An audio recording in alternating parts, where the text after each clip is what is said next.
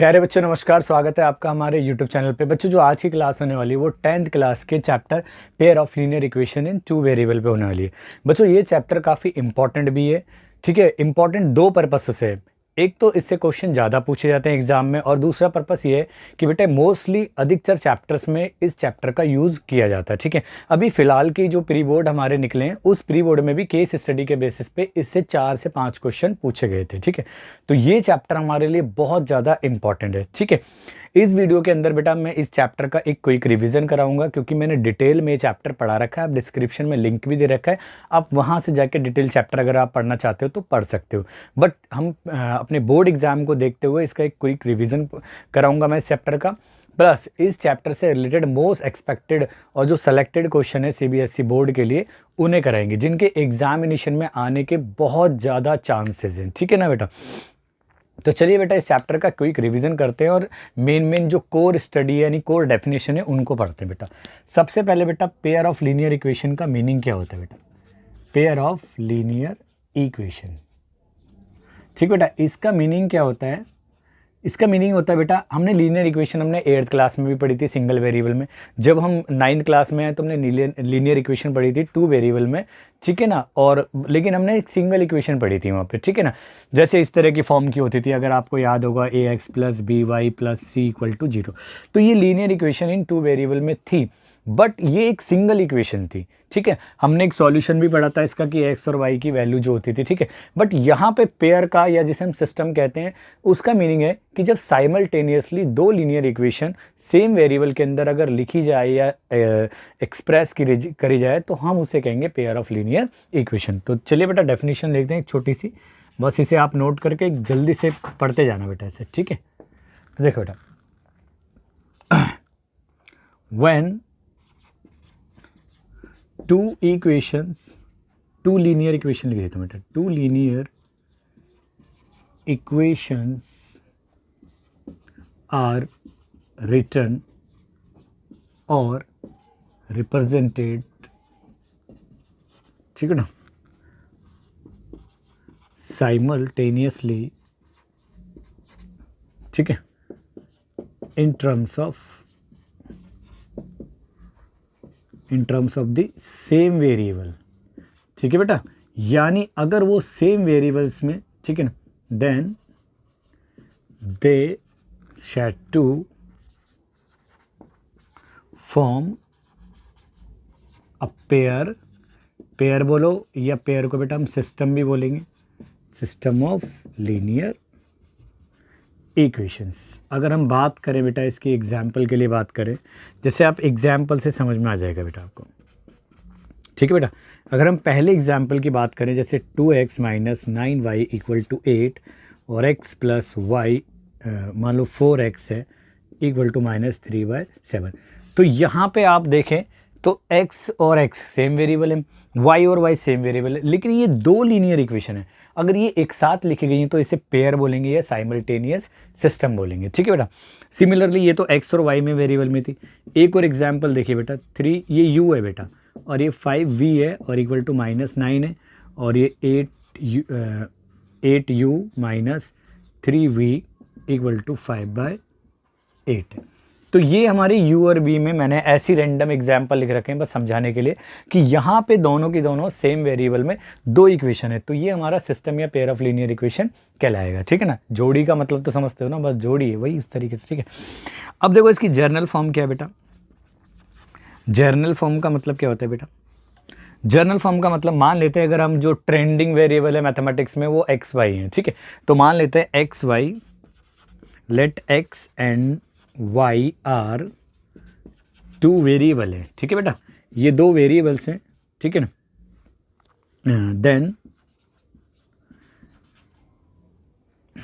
Then the system लिखें, then या मैं लिख देता हूँ सिंपल से a1x + b1y, ठीक है ना, = c1, या इस c को डायरेक्ट यहाँ रखा जाता है तो ये मोस्ट कॉमन है, ठीक है ना। a2x + b2y + c2 = 0, ठीक है ना, is called a pair. Pair बोलो या बेटा सिस्टम बोलो, ठीक है ना। पहले सिस्टम वर्ड यूज़ करा जाता, सकता, ठीक है ना, लेकिन अब हम पेयर यूज़ करें तो मीनिंग लगभग वही है। इज कॉल्ड पेयर या system of linear equations in two variable, ठीक है बेटा। तो ये दो वेरिएबल में कहा जाता है, ठीक है ना। वेयर कंडीशन क्या है बेटा, वेयर देखेंगे आप A1 A2 B1 B2 C1 C2 are real numbers हैं, ठीक है, रियल नंबर्स, ठीक है, सच दैट, लेकिन एक कंडीशन जरूर याद रखना बेटा कि A1 प्लस B1 का जो स्क्वायर है, ठीक है, should not equal to be 0। Similarly A2 का स्क्वायर प्लस B2 का square should not equal to 0, ठीक है। तो ये कंडीशन फॉलो करते हैं तो इस तरह की फॉर्म को क्या कहा जाता है बेटा, इस कॉल्ड ए पेयर ऑफ, या जर्नल फॉर्म कह सकते हैं, इस कॉल्ड जर्नल लिख देता हूँ बेटा, ठीक है। Journal form is called journal form of pair, pair मतलब सिस्टम ऑफ, ठीक है, लीनियर इक्वेशन। तो इसे क्या कहा जाएगा बेटा, जर्नल फॉर्म बोल दो इसे, या पेयर ऑफ लीनियर इक्वेशन बोल दो, ठीक है ना, इसे कहा जाएगा, ठीक है। अब हम इस तरह की इक्वेशनों को स्टडी करेंगे, ठीक है ना। तो चलिए बेटा पहले तो आप इसको नोट करो, फिर मैं आपको सॉल्यूशन टर्म का मीनिंग बताता हूँ, सॉल्यूशन टर्म का मीनिंग क्या है, ठीक है। चलिए बेटा एक क्विक नोट कीजिए इसको, ठीक है। चलिए बेटा हो गया। चलिए बेटा अब मैं बता देता हूँ कि सॉल्यूशन का मतलब क्या है, ठीक है। सॉल्यूशन का मीनिंग क्या होता है कि अब हमने देखा बेटा कि कोई भी इक्वेशन होती हैं उनमें कोई ना कोई वेरिएबल होता है, ठीक है ना। तो वो वेरिएबल हो सकती है एक वेरिएबल में हो या दो वेरिएबल में इक्वेशन हो, ठीक है। तो अगर सिंगल वेरिएबल में है तो उस सिंगल वेरिएबल की वो वैल्यू जो उस इक्वेशन को सेटिस्फाई करे, ठीक है। यानी अगर कोई इक्वेशन सिंगल वेरिएबल में है तो उस वेरिएबल की वो वैल्यू जो उस इक्वेशन को सेटिस्फाई करे। इट मीन्स कि अगर उस वैल्यू को हम सब्स्टिट्यूट कर दें तो LHS साइड इक्वल टू हो जाए RHS साइड, तो वो वैल्यू है ना वेरिएबल की, वो ही क्या कहलाएगी, सॉल्यूशन कहलाएगा। बट हम यहाँ पे क्या पढ़ रहे हैं, pair of linear equation in two variable, यानी एक x और एक y, मतलब ट्रेंडिंग वेरिएबल x और एक y है। तो x और y का दोनों का पेयर है इस तरीके का, जो हर एक इक्वेशन को, जो साइमल्टेनियस सिस्टम है या पेयर है, उसकी हर एक इक्वेशन को सेटिस्फाई करे, तो उस पेयर ऑफ वैल्यूज को क्या कहेंगे हम, x y के को सॉल्यूशन कहेंगे। अगर सुनो कि अगर बेटा अगर इसमें से अगर एक भी इक्वेशन को सेटिस्फाई करता बट दूसरे को सेटिस्फाई नहीं करते तो वो भी हमारा सॉल्यूशन नहीं कहलाएगा। क्लियर है। तो चलो एक क्विक डेफिनेशन कर लेते हैं बेटा हम, सॉल्यूशन का मीनिंग क्या है, और फिर मैं आपको एग्जाम्पल से समझाता हूँ इस बात को, ठीक है। सॉल्यूशन का मतलब होता है बेटा the pair of values of x and y, ठीक है ना, विच सेटिस्फाई, ठीक है, a given pair of linear equations in two variable x and y, ठीक है ना, इज कॉल्ड अ सॉल्यूशन, ठीक है बेटा। अच्छा यहाँ पे दैट इज, इस तरह का फॉर्म क्या कहलाएगा, इस तरह की फॉर्म, यानी पेयर ऑफ वैल्यूज होना चाहिए बेटा। कई बच्चे इस तरीके से सोचते हैं कि भाई एक x की वैल्यू को अकेले को हम सॉल्यूशन कहेंगे, नहीं, यहाँ पे हम पेयर में बात कर रहे हैं तो x और y की दोनों को पेयर मिला के आपको एक पॉइंट बन सा है उससे, वो दोनों इक्वेशन को सेटिस्फाई करे, ठीक है ना। Pair of value is called a solution if,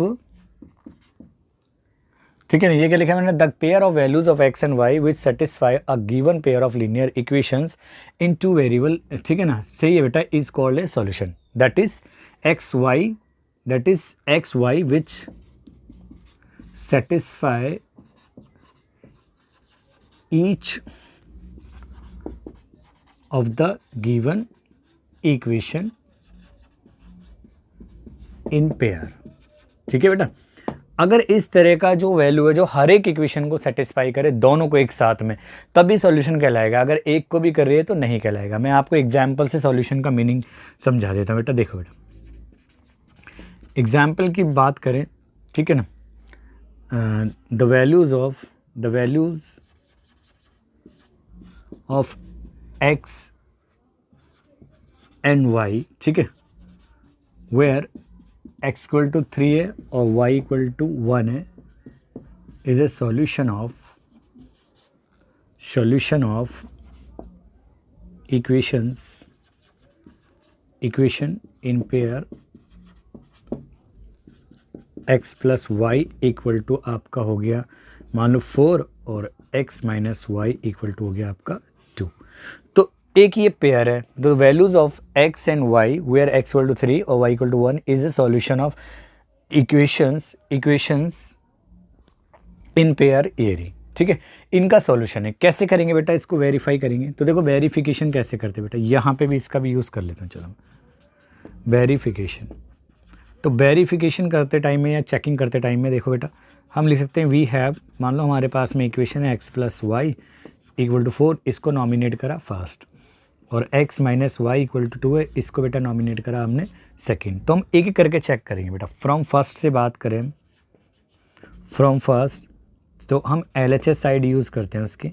तो x प्लस वाई है, तो पुटिंग, तो बेटा किसको चेक करना है, x इक्वल टू हमें क्या चेक करना है 3 और y इक्वल टू 1।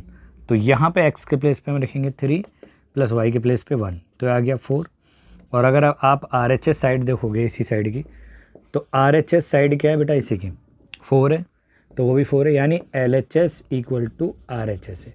यानी ये अभी, यानी जो x की वैल्यू आपके पास में 3 है और y की वैल्यू 1 है, वो अभी फर्स्ट इक्वेशन को सेटिस्फाई करिए। तो यहीं पे हमें रुकना नहीं है।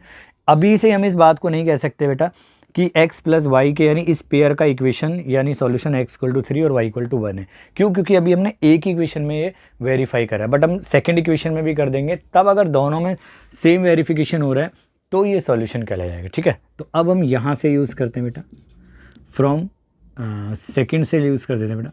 तो x minus y equal to आपका 2 है।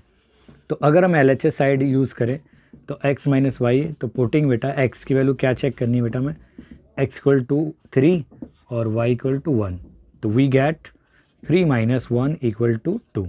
और अगर आप RHS साइड देखोगे तो वो भी कितनी बेटा 2 है, तो इट मीन्स कि LHS इक्वल टू RHS है। ठीक है, हेंस हम कह सकते हैं बेटा कि x equal to 3 y equal to 1, that is इस तरीके से बोल सकते हैं हम पॉइंट बना के, is a solution of given system. ठीक है बेटा, यानी अगर ये दोनों को सेटिस्फाई करती है तभी वो उसका सॉल्यूशन कहलाएगी। अदरवाइज अगर ये ऐसा होता, जैसे आप कोई और पेयर सोचो कि वो इसको तो 2 और 2 कर देते हैं, तो 2 प्लस 2 4 तो हो रहा है, बट यहाँ 2 माइनस 2 इक्वल टू 0 आ रहा है, तो यानी वो इसका सॉल्यूशन नहीं है। अगर मैं बात करूँ कि x की वैल्यू 2 ले लें और y की वैल्यू भी 2 ले लें, क्या वो सॉल्यूशन है? वो देखो फर्स्ट इक्वेशन सेटिस्फाई कर जाएगा आपका, यानी 2 यहाँ पे रखें x के प्लेस पे और y के प्लेस पे 2, तो 2 प्लस 2 इक्वल टू 4, यानी सेटिस्फाई है। बट यहाँ देखो आप 2 माइनस 2 इक्वल टू 0 होना चाहिए, बट यहाँ पे क्या है, हमारी जो RHS साइड है वो 2 है, इसलिए वो सॉल्यूशन नहीं है। यानी वो दोनों इक्वेशन को सेटिस्फाई करना जरूरी है, तभी वो क्या कहलाएगा बेटा, सॉल्यूशन कहलाएगा। ठीक है, तो इस टॉपिक से भी ना, सॉल्यूशन से भी कई सारे MCQs बनाए जाते हैं। ठीक है, कि भाई चेक करने के लिए कि भाई इसका कौन सी पेयर ऑफ इक्वेशन का ये सॉल्यूशन है या नहीं है। ठीक है, तो आप एक एक करके उसके अंदर सब्स्टिट्यूट करके चेक कर सकते हो, जिसको सेटिस्फाई कर जाएगा हर एक इक्वेशन को वही सॉल्यूशन होगा। ठीक है, तो आप बेटा इसको नोट कीजिए, मैं आपको 2 टर्मिनोलॉजी और पढ़ाता हूँ। ठीक है, चलिए बेटा फटाफट। ठीक है, चलिए बेटा हो गया। तो चलिए बेटा नेक्स्ट टॉपिक मैं बता देता हूँ आपको, कंसिस्टेंट और इनकंसिस्टेंट का मीनिंग क्या होता है। ठीक है, चलिए तो बेटा अब ये एक टर्म हो रहे हैं कंसिस्टेंट सिस्टम और लीनियर मतलब इनकंसिस्टेंट सिस्टम के बारे में। ठीक है,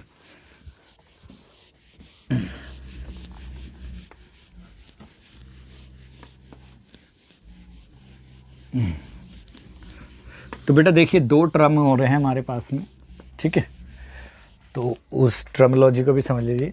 एक तो है हमारा कंसिस्टेंट एंड इनकंसिस्टेंट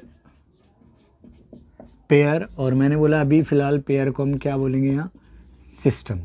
ठीक है ना, तो कंसिस्टेंट और इनकंसिस्टेंट का मीनिंग क्या है? पहले आप उस मीनिंग को समझ लो। अभी मैंने आपको सॉल्यूशन वाला टर्म समझाया। सॉल्यूशन का मतलब एक्स और वाई की ऐसी वैल्यू जो हर एक इक्वेशन को, जो सिस्टम है, गिवन सिस्टम है, उसको सेटिस्फाई करे, वही है। अब सोचो कि ऐसा हो सकता है कि कभी किसी इक्वेशन के लिए ऐसी वैल्यू के कई सारे पेयर हों। जैसे मैंने तो एक पेयर बताया था आपको, x=2 और x=3 और y=1 बताया। हो सकता है ऐसे कई सारे पेयर हो जो उस इक्वेशन को सेटिस्फाई करे, और कभी कभी कुछ ऐसी इक्वेशन हो कि उनके लिए कोई ऐसा पेयर बना ही ना हो जो उसको सेटिस्फाई करे।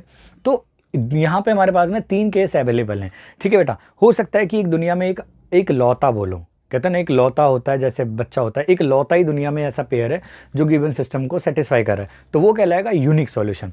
बट अगर एक से ज़्यादा है ना, अगर एक से ज़्यादा हैं तो वो कहलाएगा हमारा, उसे कहा जाता है हमारा इन्फाइनेटली मैनी सॉल्यूशन। ठीक है, और अगर कोई ऐसा पेयर है ही उन इक्वेशन के लिए जो सेटिस्फाई नहीं कर रहा उन दोनों इक्वेशनों को, तो वो कहलाएगा उस केस में नो सॉल्यूशन। अब बात करते हैं कंसिस्टेंट की। कंसिस्टेंट का मीनिंग होता है बेटा एटलीस्ट सॉल्यूशन होना चाहिए, चाहे वो एक हो या इन्फाइनेटली मैनी सॉल्यूशन हो। अगर किसी भी सिस्टम का एक सॉल्यूशन है यानी यूनिक सॉल्यूशन है, या उसके इन्फाइनेटली मैनी सॉल्यूशन है, तो दोनों केस में वो कंसिस्टेंट कहलाएगा। लेकिन अगर उस सिस्टम का, उस पेयर का कोई भी सॉल्यूशन नहीं है तो वो इनकंसिस्टेंट कहलाएगा। क्लियर है बेटा मेरी बात? तो चलिए बेटा, इस बात को मैं लिख देता हूँ ताकि आपके लिए आप नोट बन जाए। ठीक है, कंसिस्टेंट। कंसिस्टेंट का मतलब क्या होता है बेटा? ठीक है ना,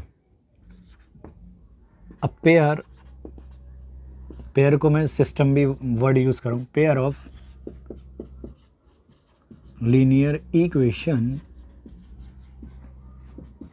इज सेड टू बी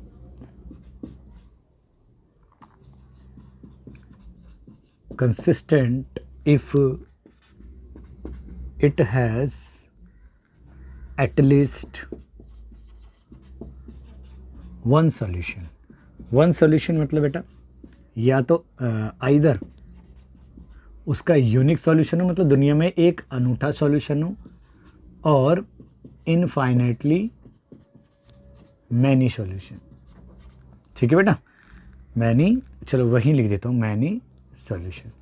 यानी अगर उसके इनफाइनाइटली मैनी सॉल्यूशन है या यूनिक सॉल्यूशन है, उस केस में वो कंसिस्टेंट कहलाएगा। अच्छा, एक चीज़ और याद कर लेना, जो शायद मतलब कई बुकों में इस टर्म के बारे में नहीं लिखा, लेकिन एनसीईआरटी एग्जाम्पलर बुकों में तुमको आपको ये टर्म मिल जाएगा, और उस टर्म से रिलेटेड क्वेश्चन भी है। सोचो कई बुकों में उसको मिस कर रखा है, बट जो टर्म यूज़ कर रखी है उस क्वेश्चन से, उससे रिलेटेड क्वेश्चन भी है, एमसीक्यूज में भी है। ठीक है, तो वो टर्म है बेटा डिपेंडेंट। यानी अगर किसी सिस्टम का, अगर कोई पेयर ऑफ लीनियर इक्वेशन है, अगर वो उसका इनफाइनाइटली मैनी सॉल्यूशन है, मतलब उसके एक से ज़्यादा सॉल्यूशन है, तो उस केस में वो सिस्टम हमारा डिपेंडेंट कहलाएगा। यानी डिपेंडेंट का मतलब होता है बेटा उसके इनफाइनाइटली मैनी सॉल्यूशन हो और वो कंसिस्टेंट तो है ही। कंसिस्टेंट का मतलब सिर्फ उसके सॉल्यूशन है। ठीक है, तो मैं यहाँ लिख देता हूँ बेटा, in case of infinitely many solution, the pair or system of linear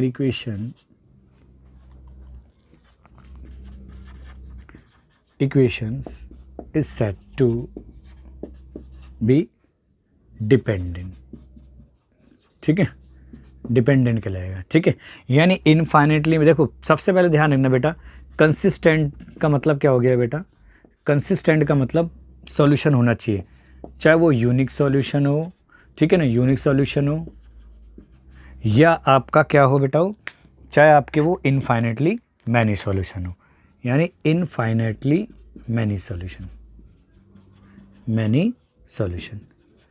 और इनफाइनाइटली मैनी सॉल्यूशन को ही कहा जाता है बेटा डिपेंडेंट पेयर या सिस्टम। ठीक है बेटा, इस टर्म का ध्यान रखना। ठीक है, कंसिस्टेंसी का मतलब हो गया बेटा at least one solution.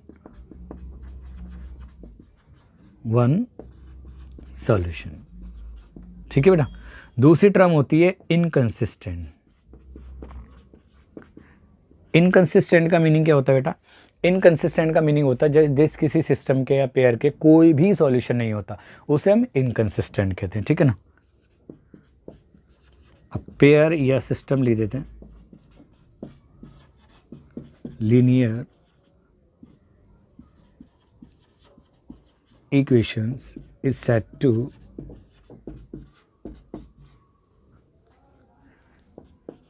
inconsistent if it has no solution। ठीक है बेटा, इसका कोई भी सॉल्यूशन ना हो। ठीक है, सिंपल सा लॉजिक है। अब तक मैंने जो बताया, एक तो आप ध्यान रखो जनरल फॉर्म को, जो a1x plus b1y plus c1 equal to 0 और a2x plus b2y plus c2 equal to 0, यानी ये जनरल फॉर्म है pair of linear equation. Pair of linear equation का मतलब जब दो लीनियर इक्वेशन को साइमल्टेनियसली रिप्रेजेंट कराया जाए, लिखा जाए, तो वो पेयर ऑफ लीनियर इक्वेशन कहलाती है। दूसरी बात, सॉल्यूशन का मीनिंग क्या था बेटा, यानी x और y की वैल्यू का वो पेयर जो इक्वेशन को सेटिस्फाई करे, यानी सेटिस्फाई करने का मतलब उसको प्लेस करने पे LHS साइड इक्वल हो जाएगी RHS, तो वही x और y की वैल्यू उसकी सॉल्यूशन कहलाएगी। हो सकता है x y की जगह u और v वेरिएबल हो, a और b हो, तो वेरिएबल चेंज होंगे, लेकिन उन वेरिएबल की पेयर का वो वैल्यूज़ जो उनको सेटिस्फाई करेगी हर एक इक्वेशन को, वही सॉल्यूशन कहलाएगी। अगर एक को करें एक को नहीं करें तो भी सॉल्यूशन नहीं है।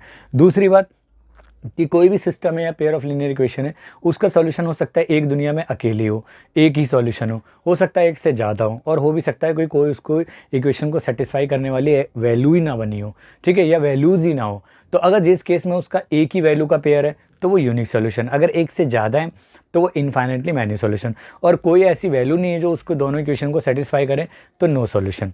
कंसिस्टेंसी का मीनिंग क्या हो गया बेटा, कंसिस्टेंट का मतलब हो गया कंसिस्टेंसी बोल रहा था मैं, कंसिस्टेंट होता है। ठीक है, कंसिस्टेंट का मीनिंग क्या होता है बेटा, कंसिस्टेंट का मीनिंग हो गया कि अगर किसी भी सिस्टम या पेयर ऑफ लीनियर इक्वेशंस का अगर एक सॉल्यूशन है, एटलीस्ट वन सॉल्यूशन है, चाहे वो यूनिक हो या इनफाइनेटली हो, तो वो कहलाएगा हमारा कंसिस्टेंट कहलाएगा। और कंसिस्टेंट में जो दूसरा केस है इनफाइनिटी मैनी सॉल्यूशन, वो डिपेंडेंट कहलाएगा, पेयर ऑफ लीनियर इक्वेशन कहलाएगा। इनकंसिस्टेंट का मीनिंग हो गया बेटा उसका कोई भी सॉल्यूशन है ही नहीं। क्लियर है, तो आप इसे नोट कीजिए बेटा, फिर मैं आपको जल्दी से आगे का टॉपिक कराता हूँ, फिर हम अपने MCQs की तरफ पहुँचते हैं और रिलेटेड क्वेश्चनों को सॉल्व करेंगे। ठीक है, चलिए बेटा।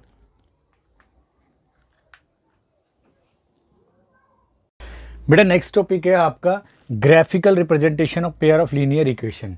ग्राफिकली कहो या ज्योमेट्रिकली कहो, अगर आपने 9th क्लास में आपको याद होगा कि हमने जो लीनियर इक्वेशन होती है इन टू वेरिएबल में, बेटा इसको अगर हम ग्राफिकली रिप्रेजेंट करते थे ज्योमेट्रिकली तो एक स्ट्रेट लाइन को शो करती थी। तो सबसे पहले ध्यान रखना कि जो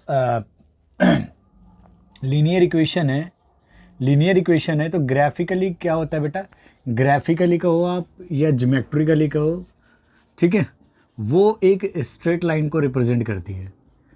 ट्रिकली वो शो करती है स्ट्रेट लाइन को। ठीक है, एक तो इस बात को आपको याद रखना है, ठीक है ना, एक स्ट्रेट लाइन को शो करती है। तो यहाँ हमारे पास में दो लीनियर इक्वेशन है, यानी साइमल्टेनियस का मतलब दो लीनियर इक्वेशन एक साथ है, तो वो दोनों ग्राफिकली क्या है, दोनों स्ट्रेट लाइन को शो करेगी। लेकिन जब हम दोनों को एक साथ ग्राफ के ऊपर रिप्रेजेंट करते हैं तो बेटा 3 तरह की पॉसिबिलिटी आती है। ठीक है, वो कौन कौन सी पॉसिबिलिटी आती है, तो वहाँ पे 3 तरह की पॉसिबिलिटी आती है। व्हेन द टू इक्वेशंस, ठीक है ना, आर रिप्रेजेंटेड या प्रेजेंटेड बोलो या रिप्रेजेंटेड ग्राफिकली, ठीक है, फॉलोइंग, ठीक है, 3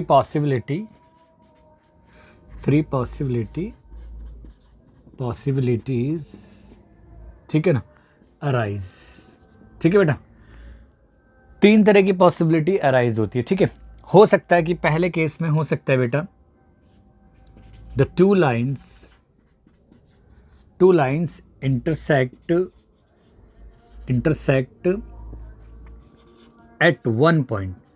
हो सकता है बेटा वो दोनों की दोनों एक पॉइंट पे एक दूसरे को कट करें। ठीक है, तो इसका हमने बोला था बेटा क्या होता है उस केस में, यूनिक सोल्यूशन होता है। ठीक है बेटा, उस केस में यूनिक सोल्यूशन होता है।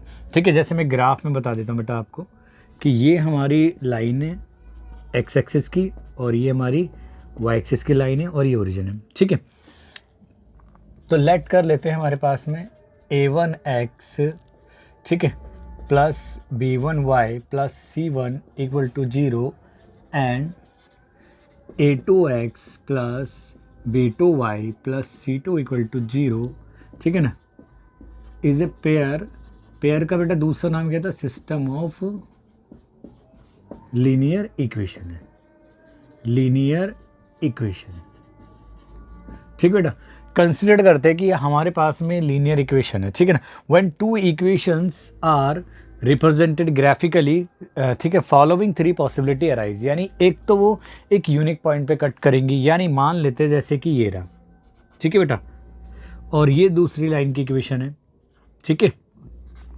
मान लेते हैं पहली लाइन की इक्वेशन ग्राफ था a1 और ये b1y plus c1 equal to 0, और ये हमारी दूसरी लाइन है a2x plus b2y plus c2 equal to 0, ठीक है बेटा। तो ये दोनों अगर आप गौर से देखो तो इस पॉइंट पे कट कर रही हैं, ठीक है। तो इस पॉइंट के कोई ना कोई कोऑर्डिनेट होगी, x की वैल्यू मान लेते हैं अल्फा है और y की वैल्यू इस टाइम पे क्या है? बीटा है। तो इस केस में बेटा क्या होता है? यूनिक सॉल्यूशन होता है, ठीक है ना। यानी पहली पॉसिबिलिटी में क्या होगा बेटा कि दो लाइन एक दूसरे को इंटरसेक्ट करेंगी वन पॉइंट पे, और उस केस में क्या कहेंगे बेटा? Unique solution. और आपको पता है यूनिक सॉल्यूशन क्या होता है? ब्रैकेट में ध्यान करना, कंसिस्टेंट होता है, ठीक है। सेकेंड पॉसिबिलिटी क्या हो सकती है बेटा? सेकेंड पॉसिबिलिटी हो सकती है द टू लाइन्स, ठीक है, विल कोइंसिडेंट का मतलब दैट इज ओवरलैप हो जाए, यानी एक लाइन के ऊपर दूसरी लाइन आ जाए। तो उसका ग्राफ कैसा आएगा बेटा? आप इस तरीके से बात कर सकते हो उस केस में, ठीक है। यानी एक्चुअली में वो सेम ही लाइन होती है, या उसका एक इक्विवेलेंट लाइन बोल दो, ठीक है, जिसको हमने मल्टीप्लाई करके या डिवाइड करके ऑब्टेन करा है। तो पहली लाइन ये होगी। दूसरी लाइन को शो करने के लिए बेटा इसी के ऊपर है, मान लो वो दोनों ही, एक को छोटा एक बड़ा दिखा दिया मैंने, तो दोनों लाइन ही एक ही उस पे हैं, ठीक है, a1 और ये c1 इक्वल टू 0, और दूसरी लाइन है a2x प्लस आपका b2y plus c2 equal to 0, ठीक है। एक्चुअली बेटा ध्यान रखना कि अगर वो एक पॉइंट पे मिलती हैं, यानी ये पॉइंट दोनों का कॉमन है, तो वो कॉमन पॉइंट एक पॉइंट पे मिले तो एक सॉल्यूशन। अब मान के चलो आपको पता है कि जो लाइन होती है, अगर हम गौर से देखें, it is a collection of the point in a straight pattern, है ना। यानी लाइन क्या होती है? कई सारे पॉइंटों से मिला हुआ एक वो होता है, एक पैटर्न होता है ना। तो अगर हम इसकी बात करें यहाँ पे, तो हर पॉइंट पे साथ दोनों लाइनें एक दूसरे के मैचिंग कर रही हैं, यानी हर एक पॉइंट पे मिले तो एक सॉल्यूशन। अगर बहुत सारे पॉइंट पे मिल रही हैं वो एक दूसरे को, यानी ओवरलैप कर रही हैं, तो इस केस में क्या होता था बेटा? Infinitely many solution, infinitely many solution. और ये भी क्या होगा बेटा? ये केस भी हमारा कंसिस्टेंट कहलाएगा। अच्छा, एक टर्म और याद करना कि इसी केस को बेटा हम डिपेंडेंट केस भी कहते हैं। क्या कहते हैं बेटा? डिपेंडेंट केस भी कहते हैं, ठीक है। तो ये दो केस थे, ठीक है ना। और एक केस और है, अगर ठीक है, आप इसको नोट करो, मैं थर्ड केस के बारे में आपको बताता हूँ, ठीक है। अगर जब भी हम ग्राफिकली रिप्रेजेंट कर रहे हैं लाइन को, अगर वो दोनों एक दूसरे को एक ही पॉइंट पे कट करती हैं, सिंगल एक पॉइंट पे इंटरसेक्ट करती हैं, तो इस केस में जो सिस्टम होगा या पेयर ऑफ लीनियर इक्वेशन होगी, उसका यूनिक सॉल्यूशन होगा, प्लस वो कंसिस्टेंट है। भाई कंसिस्टेंट का मीनिंग क्या होता है बेटा? एक सॉल्यूशन होता है, यानी यूनिक सॉल्यूशन। और जहाँ पे ये पॉइंट है, यानी यहाँ मान लेते हैं ये x की वैल्यू अल्फा है और ये परपेंडिकुलर डिस्टेंस y है, तो उसका जो यूनिक सॉल्यूशन होगा बेटा, यूनिक सॉल्यूशन होगा जहाँ पे वो कॉमन पॉइंट है। जैसे मान लो ये p पॉइंट कॉमन था, अल्फा और बीटा, तो वो यूनिक सॉल्यूशन होगा x की वैल्यू अल्फा और y की वैल्यू बीटा होगी, ठीक है बेटा। तो इस केस में जहाँ पे यूनिक सॉल्यूशन होता है वहाँ पे एक ही पॉइंट पे इंटरसेक्ट करेंगी, और उन दोनों मतलब उस जो pair of linear equation given है उसका सॉल्यूशन क्या होगा? वो कॉमन इंटरसेक्टिंग पॉइंट ही होगा सॉल्यूशन। वहाँ पे जो x की वैल्यू होगी वो x का अल्फा मान लेते हैं और y की वैल्यू मान लो बीटा है, तो इन दोनों का पेयर मिला के वो सॉल्यूशन होगा। बट दूसरे केस में बेटा कि अगर दोनों लाइन एक दूसरे को कोइंसिडेंट होती हैं, कोइंसिडेंट का मतलब कि अगर लाइन कोइंसिडेंट है, यानी एक दूसरे को ओवरलैप कहती है। ओवरलैप का मैंने आपको बताया कि लाइन क्या होती है? पॉइंट का कलेक्शन होता है। अगर वो एक पॉइंट पे मिलती हैं तो यूनिक सॉल्यूशन, लेकिन ओवरलैप होने का मतलब वो पहले से ही पॉइंट है, काफ़ी सारे पॉइंटों से बनी होती हैं, तो हर एक पॉइंट उनका कॉमन पॉइंट है। तो हर एक कॉमन पॉइंट होने का मतलब कि उनके इतने सारे सॉल्यूशन है, तो उस केस में कहेंगे इनफाइनाइटली मैनी सॉल्यूशन। और जहाँ सॉल्यूशन होता है वो कंसिस्टेंट होती है, ठीक है। लेकिन इनफाइनाइटली मैनी सॉल्यूशन वाली इक्वेशंस के पेयर को हम क्या कहेंगे बेटा, डिपेंडेंट भी कहेंगे, ठीक है। तो ये टर्म को आप लर्न करो और मैं अभी आपको एक थर्ड केस और बताता हूँ बेटा, ठीक है। यहाँ पे आप इसको ये x और ये x डैश और ये y और ये y डैश नॉमिनेट कर दें, ठीक है बेटा। तो चलिए बेटा इसको आप नोट डाउन कीजिए, फिर मैं आपको लास्ट केस पढ़ाता हूँ बेटा, ठीक है। चलिए बेटा, हो गया बेटा। चलिए बेटा थर्ड केस देख लो फटाफट, ठीक है। मैं रब कर देता हूँ। जो थर्ड पॉसिबिलिटी है वो है आपकी कि लाइन हो सकता है एक दूसरे को कहीं पे भी कट ना करे, मतलब उस केस में लाइनें एक दूसरे के पैरेलल होंगी, ठीक है। अगर वो पैरेलल है तो उस केस में कोई भी सॉल्यूशन नहीं होगा, क्योंकि सॉल्यूशन मीन्स कॉमन पॉइंट होता है, और अगर कोई भी कॉमन पॉइंट नहीं है दोनों में तो कोई सॉल्यूशन ही नहीं है उसका, ठीक है ना। तो थर्ड केस देख लो बेटा कौन सा है, ठीक है। तो थर्ड केस है बेटा, हो सकता है थर्ड केस के अंदर बेटा द लाइन्स, ठीक है ना, will be parallel to each other, ठीक है। That is no solution. और नो सॉल्यूशन वाला केस होता है वो इनकंसिस्टेंट होता है बेटा, इनकंसिस्टेंट, ठीक है बेटा। एक तो ये ध्यान रखना, यानी ये वर्ड मैंने एक साथ इसलिए लिख दिए कि एक तो देखो द लाइन्स विल, इसको थोड़ा सा आप लिख देता हूँ यहाँ पे आपको कोई लिखने में हो, यानी इस केस में क्या होता है वो इनकंसिस्टेंट होता है, ठीक है बेटा। यानी वो क्या होता है इस केस के अंदर इनकंसिस्टेंट होता है, ठीक है। तो इनकंसिस्टेंट का मतलब हो गया बेटा, जैसे ये मान लेते हैं ये एक्स एक्सिस है ये रहा, और ठीक है, और ये हमारा वाई एक्सिस है, और ये हमारा पॉइंट ऑफ इंटरसेक्शन ओरिजिन है। तो इस केस में क्या होगा बेटा कि हो सकता है एक लाइन की इक्वेशन ये रही, मान लो ये फर्स्ट इक्वेशन थी a1x जिसको हमने ग्राफ पे रिप्रेजेंट करा, ठीक है बेटा, और जो दूसरी इक्वेशन है आपकी वो ये रही, यानी a2x plus b2y plus c2 equal to 0, ठीक है। अब यहाँ देखो आप कोई भी कॉमन पॉइंट है इन लाइनों के बीच में नहीं है ना, तो इस केस में क्या होता है नो सॉल्यूशन होता है, ठीक है। तो आप तीनों केसेस को ध्यान रखना बेटा। मैं यहाँ पे एक समरी लिख देता हूँ फटाफट, आप थोड़ा सा इसको ध्यान रखना कि केस 1 क्या था बेटा। केस 1 था हो सकता है लाइन एक दूसरे को क्या करे, एक ही पॉइंट पे इंटरसेक्ट करें, एक्स और एक्स, वाई और वाई डैश, ठीक है। यानी उस केस में मान लो तो जैसे ये इक्वेशन है और एक इक्वेशन ये रही, ठीक है। तो यहाँ पे इंटरसेक्ट करिए, पहली equation a1x plus b1y plus c1 equal to 0 और दूसरी a2x plus b2y plus c2 equal to 0। तो इस केस में क्या क्या बात पढ़नी थी बेटा, एक तो इंटरसेक्टिंग लाइन है, इंटरसेक्टिंग लाइन्स, ठीक है ना, एट वन पॉइंट, ठीक है। दूसरी बात क्या याद रखनी है बेटा, इस केस में होगा यूनिक सॉल्यूशन होगा। यूनिक सॉल्यूशन क्या होगा बेटा, वो तुम्हें याद करना है कि जो भी पॉइंट है जहाँ पे कॉमन पॉइंट पे टच कर रहे हैं वही होगा, यानी x की वैल्यू अल्फ़ा और y की वैल्यू बीटा होगी। तीसरी बात ये कंसिस्टेंट होगा, कंसिस्टेंट होगा, तो ये ध्यान रखना है आपको। ऐसे अगर हम केस 1 तो ये हो गया बेटा, अगर हम केस सेकंड की बात करें, ठीक है, हो सकता है लाइन एक दूसरे को ओवरलैप करें, ठीक है। मैं छोटा छोटा सा बना देता हूँ ताकि आप वो ध्यान रहे आपको, ठीक है। तो हो सकता है पहली लाइन की इक्वेशन ये रही और दूसरी लाइन भी इसी के ऊपर है, ठीक है ना। तो मान लो उसको एरो से इससे दिखा देता हूँ मैं, ठीक है, चलो ये दिखा दी मैंने एरो, ठीक है। तो a1x plus b1y plus c1 equal to 0 और दूसरी लाइन भी यहीं पे a2x plus b2y plus c2 equal to 0। तो इस केस में क्या हो रहा है बेटा, इस केस में क्या होगा बेटा, ओवरलैपिंग लाइन होगी, ओवरलैपिंग का मतलब बेटा कोइंसिडेंट, ठीक है ना, लाइन होंगी। दूसरी बात क्या होगी बेटा, ये क्या होंगे, इनफाइनेटली मैनी सॉल्यूशन होंगे, इनफाइनेटली मैनी सॉल्यूशंस होंगे, ठीक है। दूसरा क्या होगा, कंसिस्टेंट होगी, ठीक है ना। अगर हम केस थर्ड की बात करें बेटा,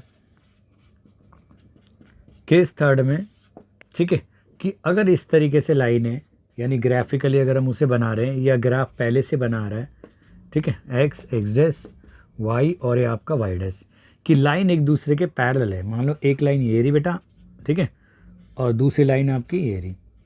तो इस केस में क्या होगा, a1x मान लेते हैं इसे b1y plus c1 equal to 0 और ये आपका a2x plus b2y plus c2 equal to 0। तो इस केस में क्या है बेटा, इस केस में होंगी लाइन क्या होगी बेटा, पैरेलल लाइन होंगी एक दूसरे के, पैरेलल लाइन्स होंगी, ठीक है। पैरेलल लाइन्स का मतलब हो गया बेटा कोई भी सॉल्यूशन नहीं, ठीक है, नो सॉल्यूशन। और नो सॉल्यूशन मीन्स कि मतलब जो सिस्टम है या पेयर ऑफ इक्वेशन है वो इनकंसिस्टेंट है, ठीक है बेटा। इस बात को अगर आप ध्यान से लर्न कर लें तो ये ही बहुत ज़्यादा इन ग्राफिकल रिप्रेजेंटेशन के ऊपर भी कई सारे क्वेश्चन ऑब्जेक्टिव में पूछे जाते हैं और इवन सब्जेक्टिव्स भी होते हैं, ठीक है। तो ये थे ओवरऑल आपके तीनों केसेस। इन 3 केस के अलावा अगर आपके पास में हो तो मुझे ही बता देना। फिलहाल हम 3 पॉसिबल कोई केसेस है इनके बारे में स्टडी करते हैं, ठीक है। तो चलिए बेटा आप इसको नोट करो, फिर मैं आपको जो सबसे मोस्ट इंपॉर्टेंट जो कॉन्सेप्ट है यानी कंडीशन ऑफ कंसिस्टेंसी, यानी कंसिस्टेंसी की जो कंडीशन है वो मैं बता देता हूँ, क्योंकि मोस्ट ऑफ द क्वेश्चन जो ऑब्जेक्टिव होते हैं उसी के ऊपर फॉर्म करे जाते हैं, इवन सब्जेक्टिव क्वेश्चन भी उसी पे फॉर्म करे जाते हैं। तो आप इसको नोट कीजिए, फिर मैं आपको बताता हूँ मैथड्स के बारे में और फिर उनकी कंडीशंस के बारे में, ठीक है। चलिए बेटा नोट कीजिए।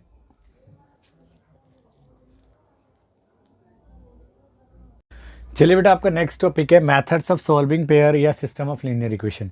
आपको पता है बच्चे मेन मेथड जो होते हैं वो तो 2 मेथड होते हैं इसके, ठीक है ना। तो देयर आर फॉलोइंग मेथड्स, ठीक है। मेथड सॉल्विंग करने का मतलब बेटा, सॉल्व करने का मतलब एक्स और वाई का पेयर फाइंड करना जो इन दोनों इक्वेशनों को सेटिस्फाई करे, ठीक है। तो फॉलोइंग मेथड्स होते हैं, सबसे पहला होता है बेटा ग्राफिकल मेथड जिसे ज्योमेट्रिकल मेथड भी कहते हैं, ग्राफिकल मेथड, ठीक है। और दूसरा होता है बेटा हमारा, यानी इसको ए कंसिडर कर देते हैं, और ये बी होता है हमारा एल्जेब्रिक मेथड, एल्जेब्रिक मेथड होता है, ठीक है।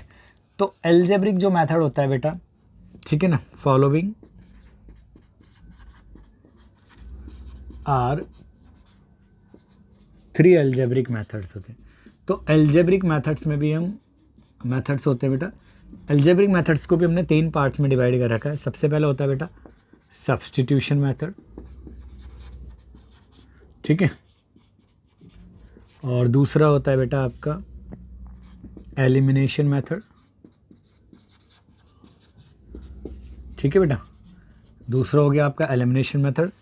तीसरा होता है बेटा cross multiplication method, cross multiplication method. तो ये ओवरऑल मेथड्स हैं हमारे पास में सॉल्व करने का मतलब एक्स वाई की वैल्यू फाइंड करना।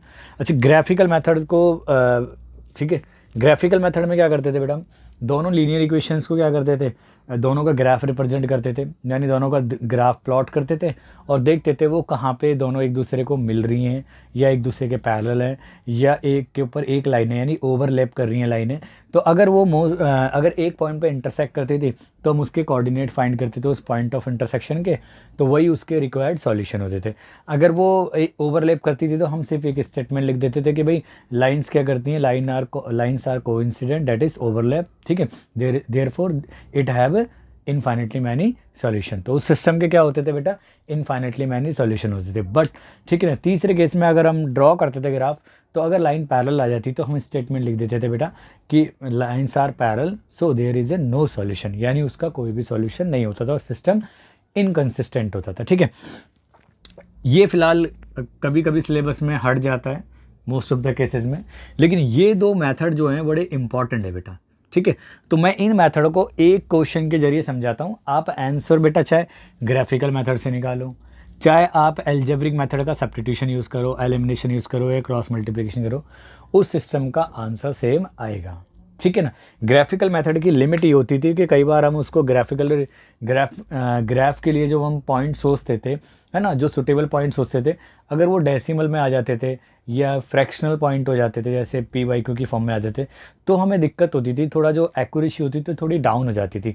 बट इनमें जो एक्यूरेसी होती है तीनों मेथडों में बिल्कुल सही होती है, ठीक है। तो फिलहाल में ग्राफिकल मेथड तो ईजी होता है, मैं इन सब्स्टिट्यूशन और एलिमिनेशन मेथड को जल्दी से करा देता हूँ रिवीजन के तौर पे, ताकि आपको टाइप मतलब याद हो जाएं कि किस तरीके से करना है। ठीक है, तो चलिए बेटा मैं कराता हूँ इनको मेथड्स को। ठीक है, तो इनको पहले रब कर देते हैं बेटा। ठीक है, मैं एक ही एग्जाम्पल से समझा देता हूँ आपको एक एक करके। ठीक है, तो देखिए बेटा, पहला है बेटा क्वेश्चन, मतलब ये मान लेते हैं एलिमिनेशन मेथड है हमारा पहला। ठीक है, सॉरी सब्स्टिट्यूशन मेथड करा देता हूँ पहले। सब्स्टिट्यूशन मेथड, सब्स्टिट्यूशन मेथड में क्या करते थे बेटा, एल्गोरिथम आपको याद करा दूं, मैंने करा रखी डिटेल क्लास में। वहाँ क्या करते थे हम, दोनों इक्वेशन होती थी। मान लो ये इक्वेशन है हमारे पास में इस तरह की, a1x plus b1y plus c1 equal to 0, ये इक्वेशन फर्स्ट है। और a2x plus b2y equal c2 equal to 0, ये आपकी सेकंड है। तो इनको सॉल्व करने के लिए सब्स्टिट्यूशन मेथड में क्या करते थे, सबसे पहले इक्वेशन को ऑब्टेन करते थे।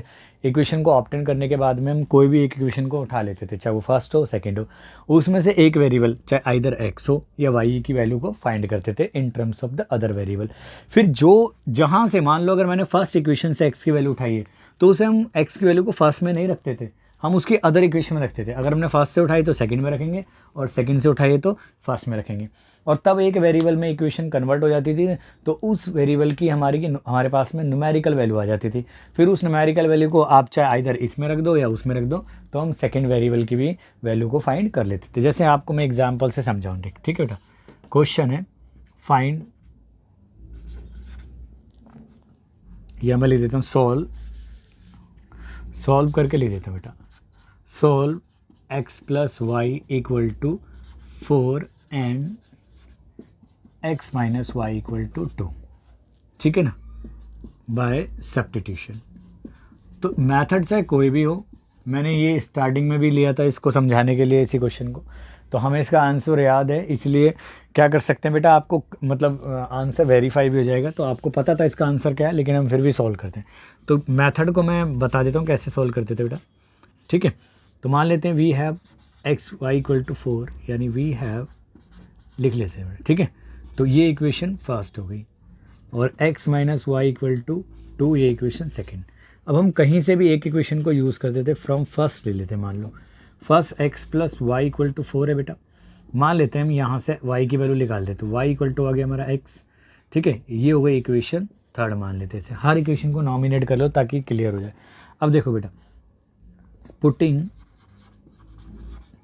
वैल्यू ऑफ y इन, अब हमने फर्स्ट से फाइंड करी है यहाँ से, तो हम उसको सेकंड में सब्स्टिट्यूट करेंगे। तो सेकंड क्या है बेटा हमारी, x minus y equal to 2, तो y के प्लेस पे हम क्या रख देंगे बेटा, यहाँ देखो 4 माइनस एक्स इक्वल टू 2 आपका। तो देखो बेटा, ये -4 हो गया और ये माइनस माइनस आपका प्लस हो गया, इक्वल टू 2 हो गया। ठीक है बेटा, तो x और x भाई भाई हैं, तो ये हो गया बेटा आपके 2x, और उधर ट्रांसपोज कर दिया हमने -4 को, तो उधर जाके हो गया बेटा प्लस का 4। तो 2x इक्वल टू आ गया 6, तो x आ गया 6/2, यानी x आ गया आपका 3। देखो बेटा, बेसिकली हम इसको सिंगल वेरिएबल में कन्वर्ट करा। अब तक तो ये दो वेरिएबल में थी, लेकिन एक वेरिएबल की दूसरे वेरिएबल के टर्म में निकाला, तो ये सिंगल वेरिएबल में कन्वर्ट हो गई। और जब भी इक्वेशन सिंगल वेरिएबल में कन्वर्ट हो जाती है तो उसका सॉल्यूशन करना सिंपल है। अब देखो, ये x की न्यूमेरिकल वैल्यू है। देखो यहाँ तक प्रॉब्लम थी कि हमने फर्स्ट से उठाया उसे और सेकेंड में अप्लाई करा। अगर आप सोचते हो कि भाई मैंने फर्स्ट में क्यों नहीं रखा, भाई जहाँ से निकाल रहा हूँ उसी को तो रख दूंगा, तो वो वेरिएबल ही एलिमिनेट हो जाएगा ना, तो इसलिए उसमें नहीं रखते। ठीक है बेटा, तो यहाँ से मैंने फर्स्ट से इक्वेशन उठाई और सेकंड में उसकी वैल्यू को रख दिया, तो एक वेरिएबल में इक्वेशन कन्वर्ट हुई और मैं एक वेरिएबल की न्यूमेरिकल वैल्यू हमारे पास में अवेलेबल है। अब जब न्यूमेरिकल वैल्यू आ जाती है आपके पास में एक वेरिएबल की, तो आप उसकी वैल्यू को अब किसी में भी तुम्हारे पास में फ्रीडम है, चाहे फर्स्ट में रखो सेकंड में रखो, एक ही आंसर आएगा। देखो मैं दोनों में रख के दिखाता हूँ। तो देखो, यूजिंग फर्स्ट का यूज़ करें बेटा हम, तो x plus y equal to 4 है, और आपका x कितना निकाला बेटा 3, और y इक्वल टू 4, यानी आपका y आ गया 4 minus 3, it means y equal to 1 आ गया।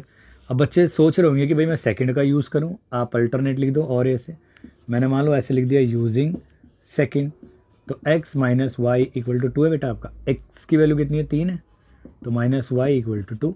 ठीक है, तो इधर ट्रांसपोज कर दो 2 को, और उधर y हो गया प्लस का, तो फिर भी आ गया 1।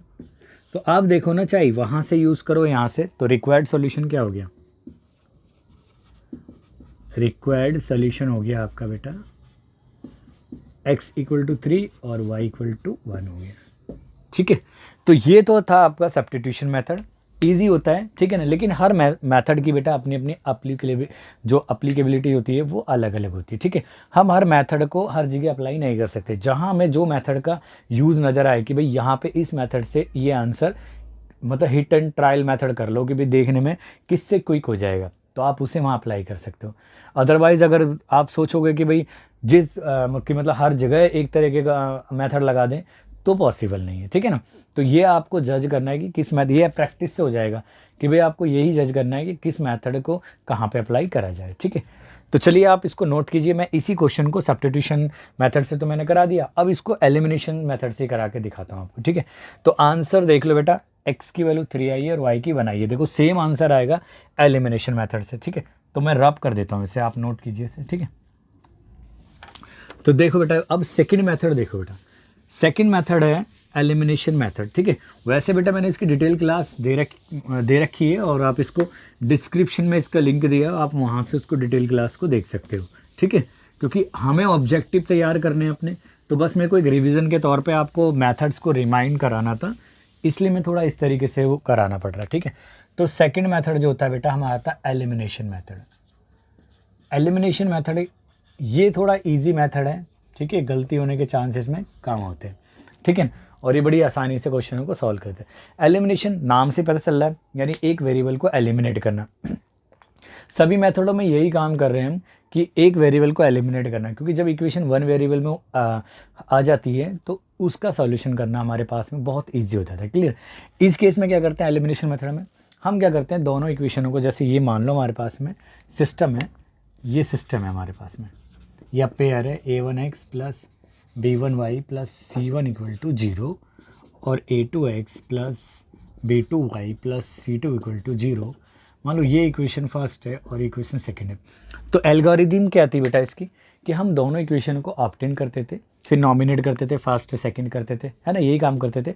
अब क्या करते थे, दोनों में से किसी भी वेरिएबल को, चाहे आप x को देखो या y को देखो, या कोई भी दो वेरिएबल है, उनमें से एक वेरिएबल को क्या करते थे, उसके कोफिशिएंट को इक्वल बना लेते थे। तो इक्वल बनाने के लिए यानी कोफिशिएंट इक्वल बनाते थे हम, कोफिशिएंट ऑफ वन वेरिएबल अपनी चॉइस का क्या बना देते थे, शुड बी इक्वल होनी चाहिए। ठीक है ना, और हम इक्वल करने के लिए हम क्या करते थे बेटा, एलसीएम लेते थे या डायरेक्ट मल्टीप्लिकेशन का यूज़ करते थे, है ना। तो अगर हमारे पास में पहले से ही है, ठीक है, इक्वल है तो सिंपल है। ठीक है ना, तो हम किसी भी एक वेरिएबल के कोफिशिएंट को इक्वल बना देते हैं, फिर आइदर उनको ऐड करते थे या सब्ट्रैक्ट करते थे। अब बच्चे इस बात में कंफ्यूज होते हैं कि ऐड कहाँ करें सब्ट्रैक्ट करें दोनों इक्वेशनों को। देखो बेटा, ऐड वहाँ करा जाता है जहाँ उस वेरिएबल के साइन अपोजिट हैं, यानी एक में प्लस है एक में माइनस है, तो हम उन्हें ऐड करेंगे तो कोई इफेक्ट नहीं पड़ता और वेरिएबल एक एलिमिनेट हो जाएगा। लेकिन दोनों केसेस में, दोनों इक्वेशन में अगर साइन सेम है, या तो दोनों पॉजिटिव हैं या दोनों नेगेटिव है, तो इस केस में सब्ट्रैक्शन कर देते हैं, क्योंकि सब्ट्रैक्शन केस में क्या होता है कि साइन रिवर्स कर देता है, यानी उल्टे हो जाते हैं साइन, तो एक हो जाएगा प्लस का एक माइनस का, तो एक वेरिएबल एलिमिनेट हो जाएगा। ठीक है, तो देखो बेटा मैं क्वेश्चन वही सोल्व कराता हूँ। Solve x plus y equal to 4 and x minus y equal to 2 by elimination method. ठीक है बेटा, तो एलिमिनेशन मेथड से सॉल्व कैसे करेंगे, तो देखो आप क्वेश्चन में ही एल्गोरिदम समझ सकते हो बेटा। ठीक है, सबसे पहले हमने इक्वेशन को ऑब्टेन करना है। तो देखो ये रहे हमारे पास में, वी हैव, ऑब्टेन करने का मतलब नॉमिनेट कर दो बेटा उसे, सिर्फ प्राप्त करने के बाद। ये रहा फर्स्ट इक्वेशन और ये रहा minus y equal to 2 second equation. अब देखो कोई भी कोफिशिएंट देखो, यहाँ देखो, यहाँ तो बहुत सिंपल ही है, x का कोफिशिएंट भी 1 है, इधर भी x का 1 है, इधर y का भी 1 है, उधर y का भी 1 है, मतलब -1 है। ठीक है, तो आप किसी भी इसमें किसी भी तरीके से सॉल्व करके इसको फाइंड कर सकते हो। यहाँ कोफिशिएंट इक्वल बनाने की ज़रूरत नहीं है, लेकिन कई ऐसे एग्जाम्पल होते हैं जहाँ पे हमें, मान लो अगर यहाँ 3 होता और यहाँ 1 होता, तो इसको भी 3 से पूरी इक्वेशन को मल्टीप्लाई कर दें। मान लो यहाँ 2 होता या 3 होता, तो 2 और 3 का एलसीएम क्या होता, 6 आता। तो हमें यहाँ पे अगर 2 है और इधर 3 है, तो इधर 3 से मल्टीप्लाई, इधर 2 से मल्टीप्लाई करना पड़ता है ना। जहाँ 3 है वहाँ 2 से करते हैं और जहाँ 2 है वहाँ पे 3 से कर देते। तो इस तरीके से हम इसको दोनों को इक्वल करके फिर ऐड या सब्ट्रैक्ट करते हैं। अब यहाँ देखो, अगर हम यहाँ y की तरफ जाएं तो दोनों साइन अपोजिट हैं, तो इन दोनों को सॉल्व करने के लिए हम क्या करेंगे, देखो सॉल्विंग फर्स्ट एंड सेकंड, उन्हें क्या करते थे बेटा, इस तरीके से उनको मतलब नोट करते थे और x minus y equal to 2, यहाँ साइन चेंज करते थे, लेकिन यहाँ ऑलरेडी साइन चेंज है तो इसका मतलब ऐड कर दिया, ठीक है ना। सॉल्विंग है बाय एडिंग, यानी हमने ऐड करा क्योंकि ऑलरेडी अपोजिट साइन थे।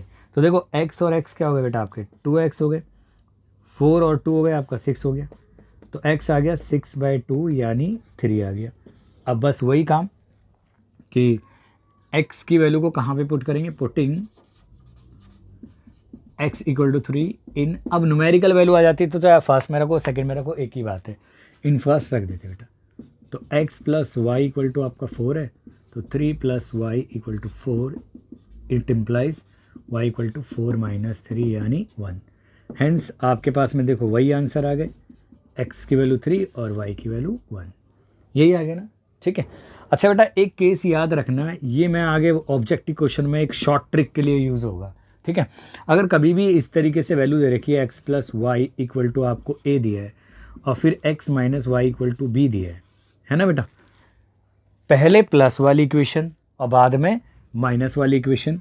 तो इस केस में जो x की वैल्यू होती है आप देखोगे यहाँ पे दोनों को ऐड करा और 2 से डिवाइड, यानी ये होती है बेटा a plus b divided by 2 और y की वैल्यू होती है बेटा a minus b divided by 2। ये शॉर्ट ट्रिक है बेटा, आप देखो इस शॉर्ट ट्रिक से मैं अगर डायरेक्ट मुझे पता था कि देखो भाई x plus y equal to 4 है और x minus y equal to आपका 2 दिया है, तो देखो x की वैल्यू क्या होगी बेटा, डायरेक्ट जोड़ो दोनों को, 4 और 2 कितने हो गए आपके 4 प्लस 2 और डिवाइडेड बाई 2 यानी 6/2 यानी 3, और y की वैल्यू कितनी आएगी बेटा, 4 में से 2 को सब्ट्रैक्ट करो, 2 से डिवाइड करो यानी 2/2 यानी 1। तो ये देखो कितना शॉर्ट निकल गया। तो ये ऑब्जेक्टिव क्वेश्चन में बड़ा काम आएगा अगर इस तरह का पैटर्न है तभी, ठीक है ना। x plus y equal to a दिया और x minus y equal to b दिया, हर किसी क्वेश्चन में मत अप्लाई कर देना आप इससे, ठीक है। इस केस में ये अप्लीकेबल है, ठीक है। तो चलिए बेटा इसको नोट कीजिए, मैं आपको सबसे इंपॉर्टेंट कंडीशंस बताता हूँ जो सिस्टम की या पेयर ऑफ लीनियर इक्वेशन की सॉल्व करने की है, ठीक है। चलिए बेटा इसको नोट कीजिए।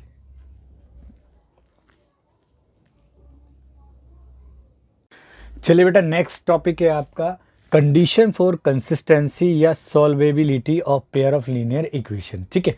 बेटा ये टॉपिक जो है सबसे इम्पॉर्टेंट इसलिए है क्योंकि इससे ऑब्जेक्टिव क्वेश्चनों की भरमार बनती है, यानी most of the objective question इसी पे हैं। मान लो 60 से 70% जो क्वेश्चन है वो इस टॉपिक से बन सकते हैं ऑब्जेक्टिव, बनते क्या बुकों में है ही इसी टॉपिक के ऊपर ही, ठीक है। तो ये है क्या, कितना इंपॉर्टेंट है, तो इसको किस तरीके से स्टडी करना है, ये है क्या टॉपिक। तो बेटा ये टॉपिक बताता है कि हम किसी मतलब कोई पेयर ऑफ लीनियर इक्वेशन हमें गिवन है और हमें उसको बिना सॉल्व करे ही, यानी हम उसे सॉल्व भी ना करें और बिना सॉल्व करे ही हम बता देंगे कि उसका ग्राफ क्या आएगा, पैरेलल लाइन आएगी या ओवरलैपिंग यानी कोइंसिडेंट लाइन आएंगी या इंटरसेक्टिंग लाइन आएगी, ठीक है।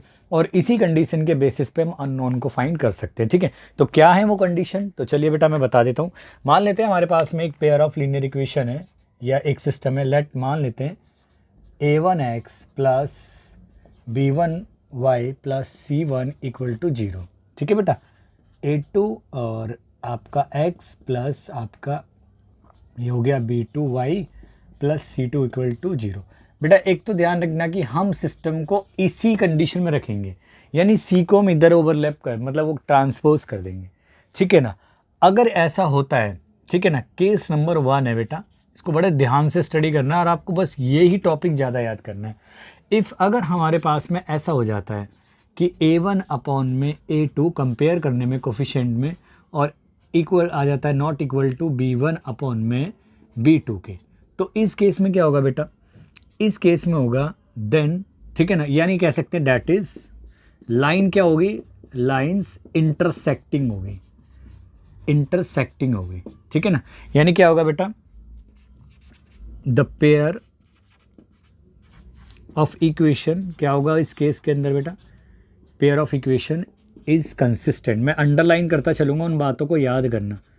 कंसिस्टेंट होगा, कंसिस्टेंट होगा, एक तो ये बात रखनी है। ठीक है ना।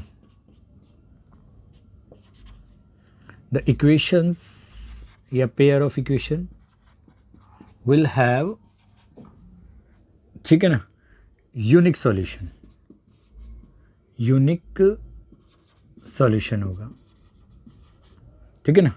द ग्राफ ऑफ लाइन क्या होगा बेटा, graph of lines will be a pair of equation, ठीक है ना, इंटरसेक्टिंग एट यूनिक पॉइंट, ठीक है ना। तो वो एक इंटरसेक्टिंग पॉइंट, मतलब जो ग्राफ ड्रॉ करेंगे लाइंस का, वो क्या होगा, एक पेयर ऑफ इक्वेशंस होगा जो एक दूसरे को एक ही पॉइंट पे इंटरसेक्ट करेगा। इस केस में अगर ऐसा हो जाता है, ठीक है ना, कंसिस्टेंट होगा ग्राफ होगा। चाहे आप इस पॉइंट को ना, इसको ऐसा करो, आप 2 ही पॉइंट बना लो इसे, ठीक है। आप इसको वो कर दो, मैं यूनिक सॉल्यूशन यहाँ लिख देता हूँ, 2 पॉइंट में यूज़ कर लेते हैं हम, ठीक है। तो जो ग्राफ होगा, ध्यान रखना, graph of lines will be a pair of equations intersecting at a unique point, ठीक है ना। मैं यही लिख देता हूँ, दिस यूनिक पॉइंट, जो मैं सेकंड पॉइंट को लिख देता, यही मिला देते हैं एक ही में, this unique point will be unique solution होगा, वही एक अद्वितीय यानी अनोखा हल होगा, ठीक है ना। तो इसकी अगर हम बात करें तो इस केस में अगर मैं आपको बता दूं, इस तरीके से अगर ग्राफिकली अगर आप देखें इसे, वैसे ज़रूरत नहीं है जो ग्राफ बनाने की, यहाँ हमें तो बिना ग्राफ बताए हुए भी इसको सॉल्व करना है, ठीक है। यानी लाइनें हो सकती है इस तरीके से कट करें एक दूसरे को, ठीक है, ये इस तरीके। तो ये रहा पॉइंट हमारा कॉमन पॉइंट, तो इसी के कोऑर्डिनेट अल्फ़ा बीटा होंगे, वही हमारे अल्फ़ा और वाई की वैल्यू क्या होगी बेटा, बीटा सॉल्यूशन होगा, ठीक है। तो ये तो हमारा फर्स्ट केस था। तो ध्यान रखना बेटा, अगर हमें कंडीशन अप्लाई करनी है कि वो सिस्टम का यूनिक सॉल्यूशन है, तो A1/A2 not equal to B1/B2, ठीक है। केस नंबर सेकंड देखो बेटा, केस नंबर सेकंड है बेटा, ठीक है ना। इफ़ अगर ऐसा हो जाता है कि A1/A2 इक्वल हो जाता है बेटा B1/B2, और ये इक्वल हो जाता है हमारा C1/C2, यानी तीनों इक्वेशन के मतलब तीनों का जो रेशियो है कोफिशिएंट्स का, वो इक्वल हो जाता है। तो इस केस में होगी that is lines overlap, overlap मतलब को इंसिडेंट होंगी, ठीक है बेटा, ध्यान रखना। तो इस केस में क्या होगा बेटा, देन क्या होगा, पहला पॉइंट, ठीक है ना, the pair of equations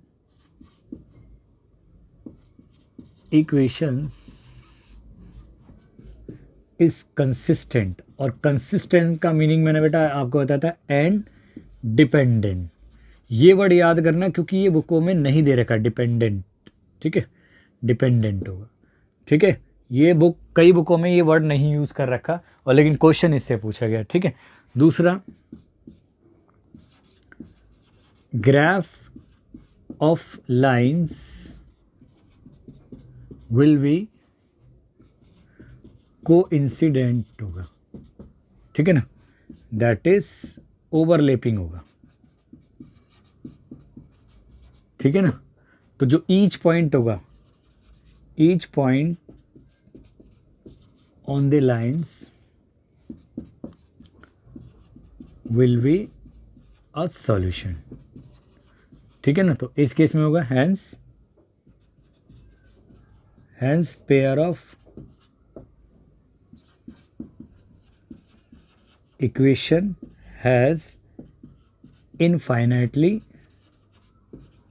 many solution, ठीक है बेटा। तो उसके बहुत सारे सॉल्यूशन होंगे, ठीक है। एक बात याद रखना, ठीक है, इसकी अगर अब ग्राफ को भी मैं बता देता हूँ, इसका ग्राफ कुछ इस तरीके से होगा बेटा, लाइनें एक लाइन के ऊपर एक दूसरी लाइन ओवरलैप कर रही होगी, ठीक है। ये y मान लेते हैं, ये y डैश, ठीक है, और ये हो गया आपका x, और ये आपका x डैश, और ये ओरिजिन, ठीक है। तो एक लाइन दूसरी लाइन के ऊपर ही आ रही होगी, ठीक है, दोनों को एरो से दिखा देता हूँ, ठीक है। तो ये वाला केस है। केस थर्ड की बात करें बेटा, कि हो सकता है कि ये वाली पॉसिबिलिटी हो कि इफ़ ऐसा हो जाए A1/A2 इक्वल टू तो है B1/B2, but not equal to C1/C2। तो क्या होगा बेटा, तो देन क्या होगा, इस केस में होगी बेटा पैरेलल लाइन होती है, पैरेलल लाइन्स होंगी, ठीक है ना। देन क्या होगा, पहला पॉइंट, ठीक है ना, द पेयर ऑफ इक्वेशन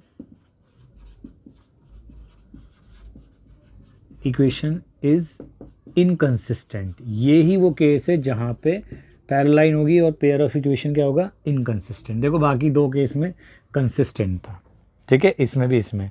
और ग्राफ कैसा होगा, ग्राफ कैसा होगा, graph of lines will be parallel to each other, ठीक है बेटा, ठीक है ना। And so the equations have no solution. भाई जब कहीं पे वो मिल ही नहीं रही, कोई भी पॉइंट कॉमन ही नहीं है, अगर हम ग्राफ ऐसे बनाए तो कुछ इस तरीके से ग्राफ बनेगा बेटा, लाइनें पैरेलल होंगी, ठीक है। अगर लाइनें पैरेलल हैं तो कोई भी सॉल्यूशन नहीं होगा। ये लिखने की ज़रूरत नहीं है, मैंने कई बार लिख के बता दिया है आपको, ठीक है। तो इस केस में क्या होगा बेटा, लाइन पैरेलल होंगी,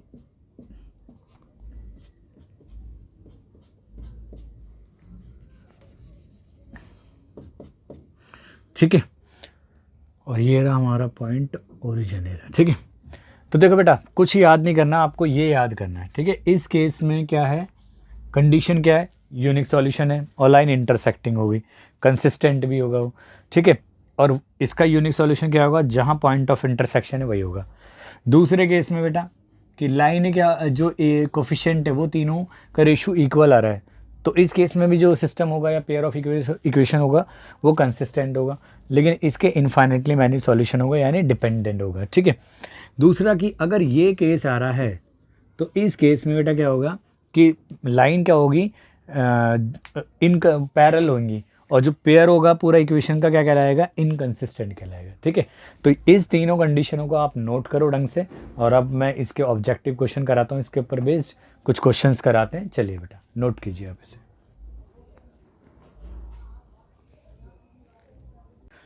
तो चलिए बच्चों, आपके लिए जो पेयर ऑफ लीनियर इक्वेशन है इन टू वेरिएबल क्लास 10th का चैप्टर है, उसके मोस्ट इम्पॉर्टेंट जो एक्सपेक्टेड जो बोर्ड ओरिएंटेड क्वेश्चन है, मल्टीपल चॉइस क्वेश्चन है, वो मैं आपके लिए लेके आया हूँ, ठीक है बेटा। ये क्वेश्चन इतने सेलेक्टेड है और बड़ा ही इनके ऊपर प्रिसाइज स्टडी करी हुई है, ठीक है। तो आप ये पेपर के अंदर ये मान के चलो कि इनमें से बहुत सारे क्वेश्चन आपके पेपर के अंदर श्योरली फंसने वाले हैं, ठीक है।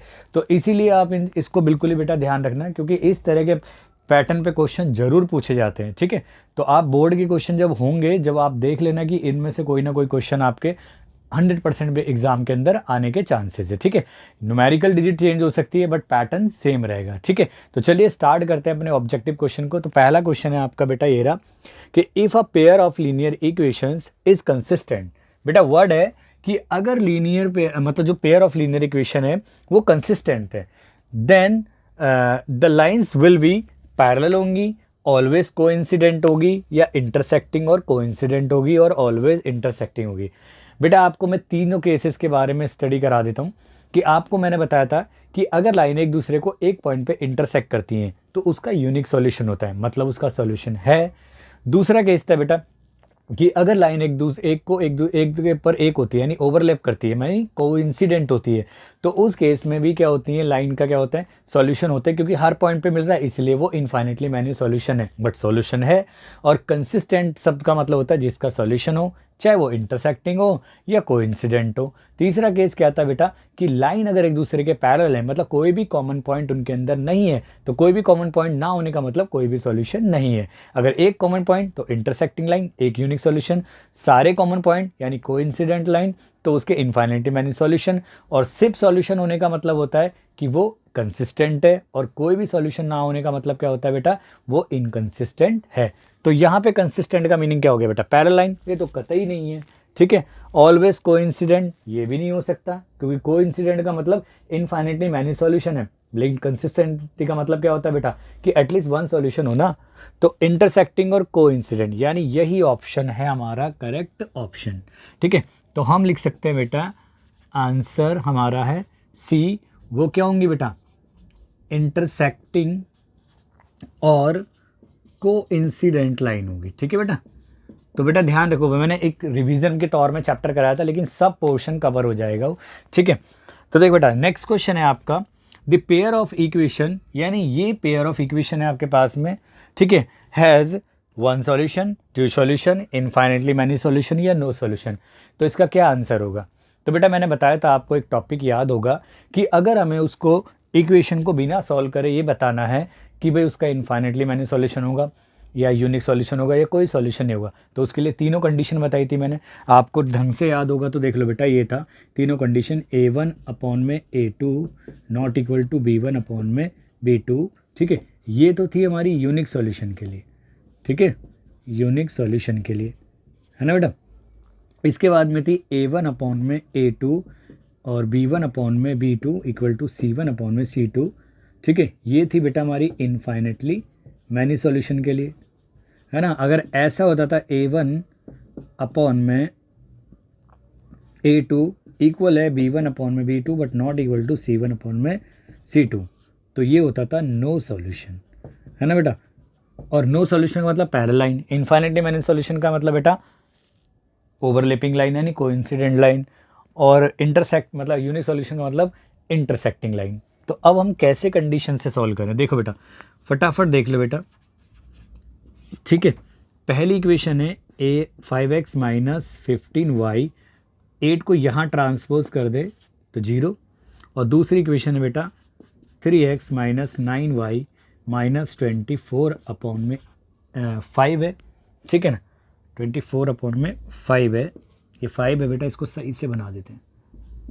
ठीक है, 5 इक्वल टू 0, ये आपकी हो गई फर्स्ट, ये आपकी हो गई सेकंड। अगर हम कोफिशिएंट की कंपेयर करें बेटा, तो आपका A1 इक्वल टू कितना बेटा 5 है ना, 5 है, और A2 कितना बेटा, यहीं पे देखें A2 की वैल्यू कितनी आ रही है बेटा, वो आ रही है 3 आ रही है। ठीक है, दूसरी बात करें B1 कितना है बेटा आपका, देखें तो माइनस का 15 है। ठीक है बेटा, और B2 कितना होता है बेटा, y का ही कोफिशिएंट है, यानी वो कितना है बेटा आपका, वो है, इसको यहाँ लिख देते हैं हम। ठीक है, वो है हमारा माइनस का 9। इट मीन्स ये कैंसिल करेंगे 3 की टेबल से, तो 3 5 हो जाएगा और 3 3 जा। ठीक है, थर्ड है बेटा आपका, यानी C1 की जो वैल्यू है वो है आपके पास में माइनस का 8, और जो C2 की वैल्यू है वो है माइनस का 24 अपॉन में 5। यानी अगर यहाँ देखें हम, इसको मैं ऐसे लिख देता हूँ बेटा, C1 अपॉन में C2। ये देखो बेटा 8 से जाएगा कितने टाइम में, 3 टाइम्स में, और 5 ऊपर चला जाएगा, तो यानी 5 अपॉन में 3। तो ये हो क्या रहा है बेटा, यहाँ देखेंगे कि A1 अपॉन में A2 equal to B1 upon में B2 equal to C1 upon में C2, और उनकी वैल्यू कितनी आ रही है, तीनों की 5/3 आ रही है। तो तीनों केसेस में जब इक्वल होता है बेटा, तो वो कौन सा केस होता है, इनफाइनेटली मैनी सॉल्यूशन। और इनफाइनेटली मैनी सॉल्यूशन यहाँ पे क्या है लिख रखा है ऑप्शन में, 1 सॉल्यूशन, 2 सॉल्यूशन, या इनफाइनेटली मैनी सॉल्यूशन या नो सॉल्यूशन। तो बेटा हम क्या लिखेंगे, इसका करेक्ट आंसर क्या होगा बेटा, इसका करेक्ट आंसर होगा ऑप्शन सी, यानी इनफाइनाइटली मैनी सॉल्यूशन। ठीक है बेटा, तो इस इक्वेशंस के क्या होंगे, यानी इस पेयर ऑफ इक्वेशन के इनफाइनाइटली मैनी सॉल्यूशन होगा। देखो बेटा कुछ नहीं करा, सिंपल सा लॉजिक है, मैंने कंडीशन यूज़ करी है कंसिस्टेंसी की, और कंसिस्टेंसी की कंडीशन आपके पास में तीनों की तीनों ये रही। ठीक है, तो तीनों कंडीशन पहले, ठीक है, तो देख लो क्या बेटा, A1 अपॉन में A2 not equal to B1 upon में B2, तो ये यूनिक सॉल्यूशन है तो कंसिस्टेंट लेकिन यूनिक सॉल्यूशन। अगर तीनों रेशियो इक्वल है तो इनफाइनेटली मैनी सॉल्यूशन है, वो भी कंसिस्टेंट है। लेकिन A1 अपॉन में A2 इक्वल है B1 अपॉन में B2 not equal to C1 upon में C2, तो वो नो सॉल्यूशन। तो हमने क्या करा बेटा, मैंने A1 अपॉन में A2 चेक करा, वो भी 5/3 आ रहा, B1 अपॉन में B2 चेक करा, वो भी 5/3 आ रहा, C1 अपॉन में C2 की कैलकुलेशन करी, वो भी 5/3 आ रहा था। तो यानी इसका मतलब तीनों रेशो इक्वल है ना, तो तीनों रेशो इक्वल होने का मतलब इनफाइनेटली मैनी सॉल्यूशन। तो ये आपका करेक्ट ऑप्शन है। ठीक है बेटा, और इस केस में क्या था बेटा, इस केस में भी ऑप्शन करेक्ट हमारा वही था, सीधा। ठीक है, तो ठीक है बेटा, आप इनको नोट कीजिए, मैं आपको नेक्स्ट क्वेश्चन कराता हूँ। ठीक है, चलिए बेटा, चलिए बेटा आपके अगले क्वेश्चन है क्वेश्चन नंबर 3 और क्वेश्चन नंबर 4 बड़े इंपॉर्टेंट क्वेश्चन है और बिल्कुल आराम से कर देंगे इसको, बिल्कुल ज़्यादा टाइम भी नहीं लगना हमें, बस कंडीशन आपको कंसिस्टेंसी की याद होनी चाहिए। तो चलो बेटा किस तरीके से, बिल्कुल ईजिली मेथड है, डरना नहीं है। कैसे करेंगे देखिए बेटा, graphically the pair of equation, यानी एक पेयर ऑफ इक्वेशन ये गिवन है, represents two lines which are, यानी ये किसको रिप्रेजेंट करेगा अगर हम ग्राफ बनाए इसका, कि वो लाइनें जो इंटरसेक्ट करेंगी एग्जैक्टली 1 पॉइंट पे, यानी यूनिक सॉल्यूशन होगा। इंटरसेक्टिंग एट एग्जैक्टली 2 पॉइंट पे, यानी 2 पॉइंट पे इंटरसेक्ट करेंगे भैया, ये तो छोड़ दो, बात ही अलग है, ठीक है। कोइंसिडेंट लाइन होगी, यानी इनफाइनेटली मैनी सॉल्यूशन होंगे। या थर्ड ऑप्शन होगा पैरेलल लाइन होगी, मतलब कोई भी सॉल्यूशन नहीं होगा। तो क्या करना है बेटा, आपको सिर्फ वही कंडीशन ऑफ कंसिस्टेंसी याद करनी है। तो देखो कैसे सॉल्यूशन करेंगे, जल्दी से फटाफट आप पेन और कॉपी उठा लीजिए और बस लिख दे, ठीक है। हमारे पास क्या है बेटा, अपनी ये स्टैंडर्ड फॉर्म में है, यानी 0 एक साइड में है, ठीक है। दूसरी इक्वेशन क्या है, 2x - y + 9 = 0, ये आपकी सेकंड इक्वेशन है। क्लियर है बेटा। अब हम फाइंड करेंगे कोफिशिएंट ऑफ x, यानी पहला देखो बेटा a1/a2, जल्दी करने का तरीका 6/2, यानी ये आ गया आपका 3। अब देखो बेटा b1/b2 की वैल्यू फाइंड करो, तो वो कितनी है -3b1, और y का कोफिशिएंट को b1 ही कहते हैं ना बेटा, तो यहाँ वाले का कोफिशिएंट y का -3 है, नीचे वाले में कितना बेटा -1 है, तो ये भी बेटा आपका 3 आ गया। और अगर हम यहाँ बात करें बेटा, थोड़ा सा स्पेस और यूज़ कर लेते हैं, c1/c2 की बात करें, तो वो आ जाएगा बेटा आपका 1/9, ठीक है। वो 3 के इक्वल नहीं आया, यानी ये दोनों कंडीशनों को आप क्लियरली नोट करो, ये दोनों इक्वल है, लेकिन थर्ड इक्वल नहीं है। तो इट मीन्स क्या हुआ बेटा आपका कि a1/a2 इक्वल टू है b1/b2 but not equal to c1/c2। तो इस केस में बेटा नो सॉल्यूशन होता था, आपको याद है ना, और no solution means parallel line, तो है ऑप्शन में ऐसा बेटा पैरेलल लाइंस, ठीक है। तो ऑप्शन इसका बेटा डी करेक्ट आंसर है, तो आप लिख सकते हो, ठीक है, ऑप्शन डी यानी पैरेलल लाइन है, ठीक है बेटा। बड़ा इजी था, कुछ नहीं करना, कंडीशन लगानी है, मुश्किल से आपका आधे मिनट का क्वेश्चन है, ठीक है बेटा। नेक्स्ट क्वेश्चन देखो बेटा, इसका सॉल्यूशन कैसे करते हैं, ये भी इसका भाई ब्रादर है बिल्कुल, ठीक है ना, इसी का भाई ब्रादर है बेटा। देखिएगा कि द पेयर ऑफ इक्वेशन, यानी ये एक पेयर ऑफ इक्वेशन गिवन है, have a unique solution, exactly two solution, infinitely many solution या नो सॉल्यूशन। तो बस हमें क्या करना है, इन्हीं कंडीशनों का प्रयोग करना है और काम खत्म करना है। देखो बेटा, तो हमने पहले तो मैं ये उतारने का क्वेश्चन यानी नोट करने का क्वेश्चन का जो तरीका है बेटा, ये आपको समझाने के लिए मैं ऐसे कर रहा हूँ, डायरेक्टली मैं तो सॉल्यूशन जो क्वेश्चन है यहीं से सॉल्व कर सकते थे हम इससे, ठीक है। तो नेक्स्ट इक्वेशन क्या है बेटा हमारी, -3x - 6y + 1 = 0 सेकेंड, ठीक है। तो बस बेटा यहाँ पे क्विकली a1/a2 यानी कोफिशिएंट ऑफ x, यहाँ कितना है बेटा +1 और यहाँ है आपका -3 है, कोई बात नहीं, तो ये आ गया आपका सिर्फ -3। अगर आप b1/b2 फाइंड करें, यानी कोफिशिएंट ऑफ y, ऊपर कितना है बेटा 2 है और नीचे -6 है, कैंसिल करेंगे तो 2 1 जा और 2 3, तो ये भी वो ही आ गया। और थर्ड क्या है बेटा c1/c2 फाइंड करते हैं, यानी वो है 5/1 यानी 5। तो इट मीन्स क्या हो रहा है बेटा, a1/a2 इक्वल टू आ रहा है b1/b2 but not equal to c1/c2। It means क्या लिखना है बेटा आपका, यानी ये हो गया हमारा नो सॉल्यूशन वाला केस हो गया। और नो सॉल्यूशन में ग्राफिकली क्या होता है बेटा, पैरेलल लाइन होती है, जैसा यही था बिल्कुल ही। तो यहाँ ऑप्शन है unique solution, exactly two solution, infinitely, D option. अच्छा, इसका भी आंसर डी आया है, ठीक है बेटा। तो इसका आंसर भी कितना है, डी है, यानी नो सॉल्यूशन, ठीक है बेटा। तो इजी था, कुछ नहीं करना। अगर आपको ऐसे क्वेश्चन आते हैं कि भाई ये देखो, क्वेश्चन का दो तरीके से इस क्वेश्चन को पूछेगा, एक तो पूछेगा इसका सॉल्यूशन यूनिक है या इनफाइनेटली मैनी सॉल्यूशन है या नो सॉल्यूशन है, या पूछेगा गिवन सिस्टम क्या है हमारी, पैरेलल लाइन है, या वो कोइंसिडेंट यानी कोइंसिडेंट मतलब ओवरलैपिंग लाइन है, या वो इंटरसेक्टिंग लाइन है, ठीक है ना। तो तीनों, इन सभी के का मीनिंग लगभग सेम ही होता है, और उनमें हमें क्या करना होता है ऐसे क्वेश्चनों के लिए, सिर्फ हमें कंडीशन ऑफ कंसिस्टेंसी अप्लाई करनी होती है, उसके अकॉर्डिंग देखेंगे वो किस केस के अंदर लाई कर रहा है, तो अकॉर्डिंगली हम आंसर दे देंगे, ठीक है। तो चलिए बेटा नोट कीजिए इसे, ठीक है।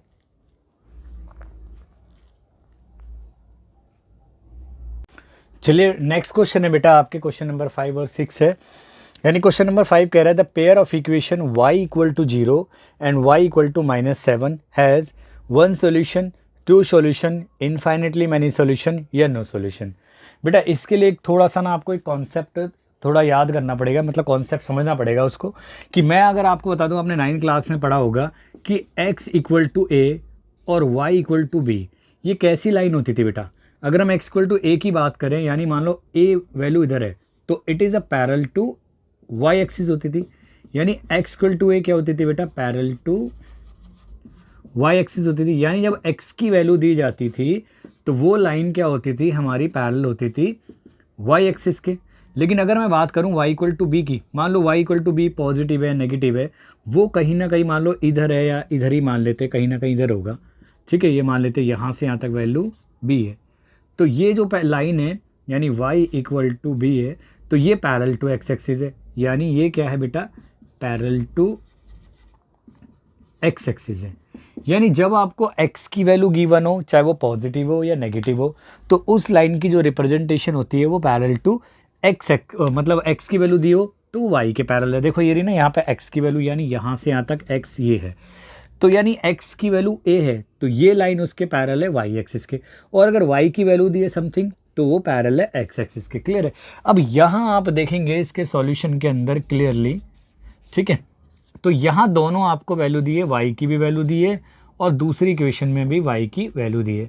तो कहीं ना कहीं अगर आप देखोगे इनको, अगर मैं रिप्रेजेंट करूँ इस तरीके से, ठीक है, x डैश y डैश। बेटा वैसे क्वेश्चन को इतना लंबा खींचने की कोई ज़रूरत नहीं थी, बस तुम्हें समझाने के लिए बता रहा हूँ। डायरेक्टली अगर दोनों y की वैल्यू दे रखी हैं, इट मीन्स दोनों लाइनें पैरेलल टू हमारी क्या हैं, x एक्सिस हैं, और दो लाइन अगर पैरेलल है तो उनका कोई भी सॉल्यूशन नहीं होता। इसका आंसर तो सिंपल सा ऑप्शन डी लग रहा है, ठीक है ना। लेकिन फिर भी कैसे, देखो y इक्वल टू 0 का मतलब ये लाइन होगी पूरा, मान लो x एक्सिस हो गया, और फिर y इक्वल टू -7, मान लो -7 इधर है, तो ये लाइन कैसी होंगी बेटा, ये दोनों लाइन पैरेलल होगी। तो हम यहाँ लिख सकते हैं y इक्वल टू 0 और y equal to -2 are parallel lines to x axis है, ठीक है। अगर ये आपस में पैरेलल है x एक्सिस के, तो दोनों भी तो आपस में पैरेलल होगी, तो ऑप्शन क्या होगा, तो आंसर हो गया आंसर डी। तो पैरेलल लाइन का मतलब क्या हो गया, पैरेलल लाइन मीन्स हो गया बेटा, पैरेलल लाइन्स मीन्स हो गया नो सॉल्यूशन, ठीक है बेटा। तो इतना काम करने की ज़रूरत नहीं थी आपको। आप ध्यान रखना कि अगर दोनों x की वैल्यू दे रखी होती है तो वो line parallel to y axis होता है, और अगर y की वैल्यू गिवन है तो वो होगा हमारा पैरेलल टू x एक्सिस होगा। लेकिन अगर दोनों y की दी हैं तो दोनों पैरेलल टू x एक्सिस है, यानी वो आपस में भी पैरेलल होंगी, तो पैरेलल लाइन का कोई भी सॉल्यूशन नहीं होता। या दोनों ही वैल्यू हमारी x एक्स की दी हैं, तो उस केस में क्या होगा, वो दोनों line parallel to y axis होंगी, और दोनों लाइन आपस में भी पैरेलल होंगी, तो भी कोई सॉल्यूशन नहीं होगा। तो नेक्स्ट क्वेश्चन देखिए बेटा, इसी के बेसिस पे, इसी के जैसे पैटर्न का है, कह रहा था पेयर ऑफ इक्वेशन। अगर हम इस पेयर ऑफ इक्वेशन की बात करें, ठीक है बेटा, अभी मैंने आपको बताया कि x इक्वल टू a है और y कोई वैल्यू होगी बेटा। तो अगर इनका हम ग्राफ बनाए बेटा, ध्यान रखना कि भी मान लेते हैं कि x इक्वल टू a, यानी ये पैरेलल लाइन है, ये y और ये y डैश है, और ये आपका x डैश है, ये ओरिजिन हो गया आपका, ठीक है। तो ये इक्वेशन हो गई पैरेलल टू, मान लेते हैं x इक्वल टू a है, और मान लो यहाँ तक यानी ये वैल्यू a है, ठीक है, और ये जो वैल्यू है, ठीक है, यहाँ तक की भी है। तो आप देखेंगे इसके कोऑर्डिनेट क्या होंगे, x की वैल्यू कितनी है बेटा यहाँ पे a, और जो y की वैल्यू है बेटा कितनी है, वो b होगी। तो ये लाइन कैसी होगी, तो ये लाइन बताओ बेटा क्या होंगी, एक दूसरे के पैरेलल हैं? बिल्कुल नहीं, क्योंकि एक x की वैल्यू है, एक y की है, यानी दोनों x की दी होती तो वो पैरेलल होते आपस में, या दोनों y की दी होती जैसे इस केस में थे तो भी पैरेलल होते। बट यहाँ पे एक x और एक y दिया है, यानी ये दोनों इस केस में इंटरसेक्टिंग लाइन है, ठीक है, इंटरसेक्टिंग है। लेकिन वो पॉइंट ऑफ इंटरसेक्शन के जो कोऑर्डिनेट्स है वो क्या होंगे, तो वो होंगे जो x की वैल्यू गिवन है इतनी और y की वैल्यू गिवन है इतनी। तो यानी पैरेलल लाइन ये तो बिल्कुल ऑप्शन में नहीं है। इंटरसेक्टिंग एट b और a, ये भी नहीं है, क्योंकि देखो b जो वैल्यू है y की, तो y कोऑर्डिनेट है वो, तो ये भी नहीं है। कोइंसिडेंट नहीं है भी केस में। तो फोर्थ ऑप्शन बचता है बेटा इसका डी, यानी a और b पे, यानी आंसर है बेटा इसका, आंसर है डी, इंटरसेक्टिंग एट ए और बी। ठीक है बेटा, तो आपको समझ में आया। सबसे पहले बस इस तरह के क्वेश्चन को करने के लिए आपको दिमाग में याद रखना है कि अगर कोई हमें x की वैल्यू गिवन है, यानी मैं यहाँ आपको दोबारा समझा देता हूँ, अगर ये x की वैल्यू गिवन है तो ये parallel to y axis line होती है, पैरेलल टू y एक्सिस है। ठीक है बेटा, और अगर y की वैल्यू गिवन है आपको तो ये भी एक लाइन होती है, लेकिन ये होती है पैरेलल टू x एक्सिस होती है ना। अगर आपको दोनों x की वैल्यू a दी है और फिर दूसरी x की वैल्यू b दी है तो ये दोनों पैरेलल होंगे एक दूसरे के। ठीक है, अगर ऐसा दिया है कि भाई y की वैल्यू आपको a दी है, कोई वैल्यू दी है और फिर दोबारा y की वैल्यू b दी है, तो ये भी पैरेलल होंगी आपस में। ठीक है, तो बस अब डायरेक्ट कुछ नहीं करना, ध्यान देखो, डायरेक्ट y की वैल्यू इधर भी है, y की वैल्यू दी है, तो दोनों आपस में पैरेलल है। पैरेलल का मतलब नो सॉल्यूशन। इस केस में दिया है कि x इक्वल टू ये दिया है और y इक्वल टू बी दिया है, तो इस केस में क्या होगी बेटा, पैरेलल टू x एक्सिस और एक पैरेलल टू y एक्सिस। तो उस केस में क्या होती है बेटा, लाइन इंटरसेक्टिंग होती है, और पॉइंट ऑफ इंटरसेक्शन क्या होता है बेटा, उस केस में यहाँ होता है point of intersection a b होता है।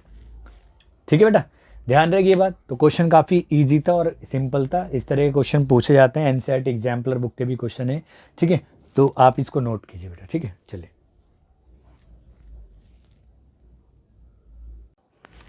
चलिए बेटा, आपके नेक्स्ट क्वेश्चन है क्वेश्चन नंबर 7 और क्वेश्चन नंबर 8। बेटा बहुत ही इंपॉर्टेंट क्वेश्चन है और काफ़ी सारे कॉन्सेप्ट आपके क्लियर हो जाएंगे इसमें। ठीक है, the value of k for which 7 question है, the value of k for which the system of equation x minus 2y equal to 4 and 3x plus k y equal to 1 has a unique solution.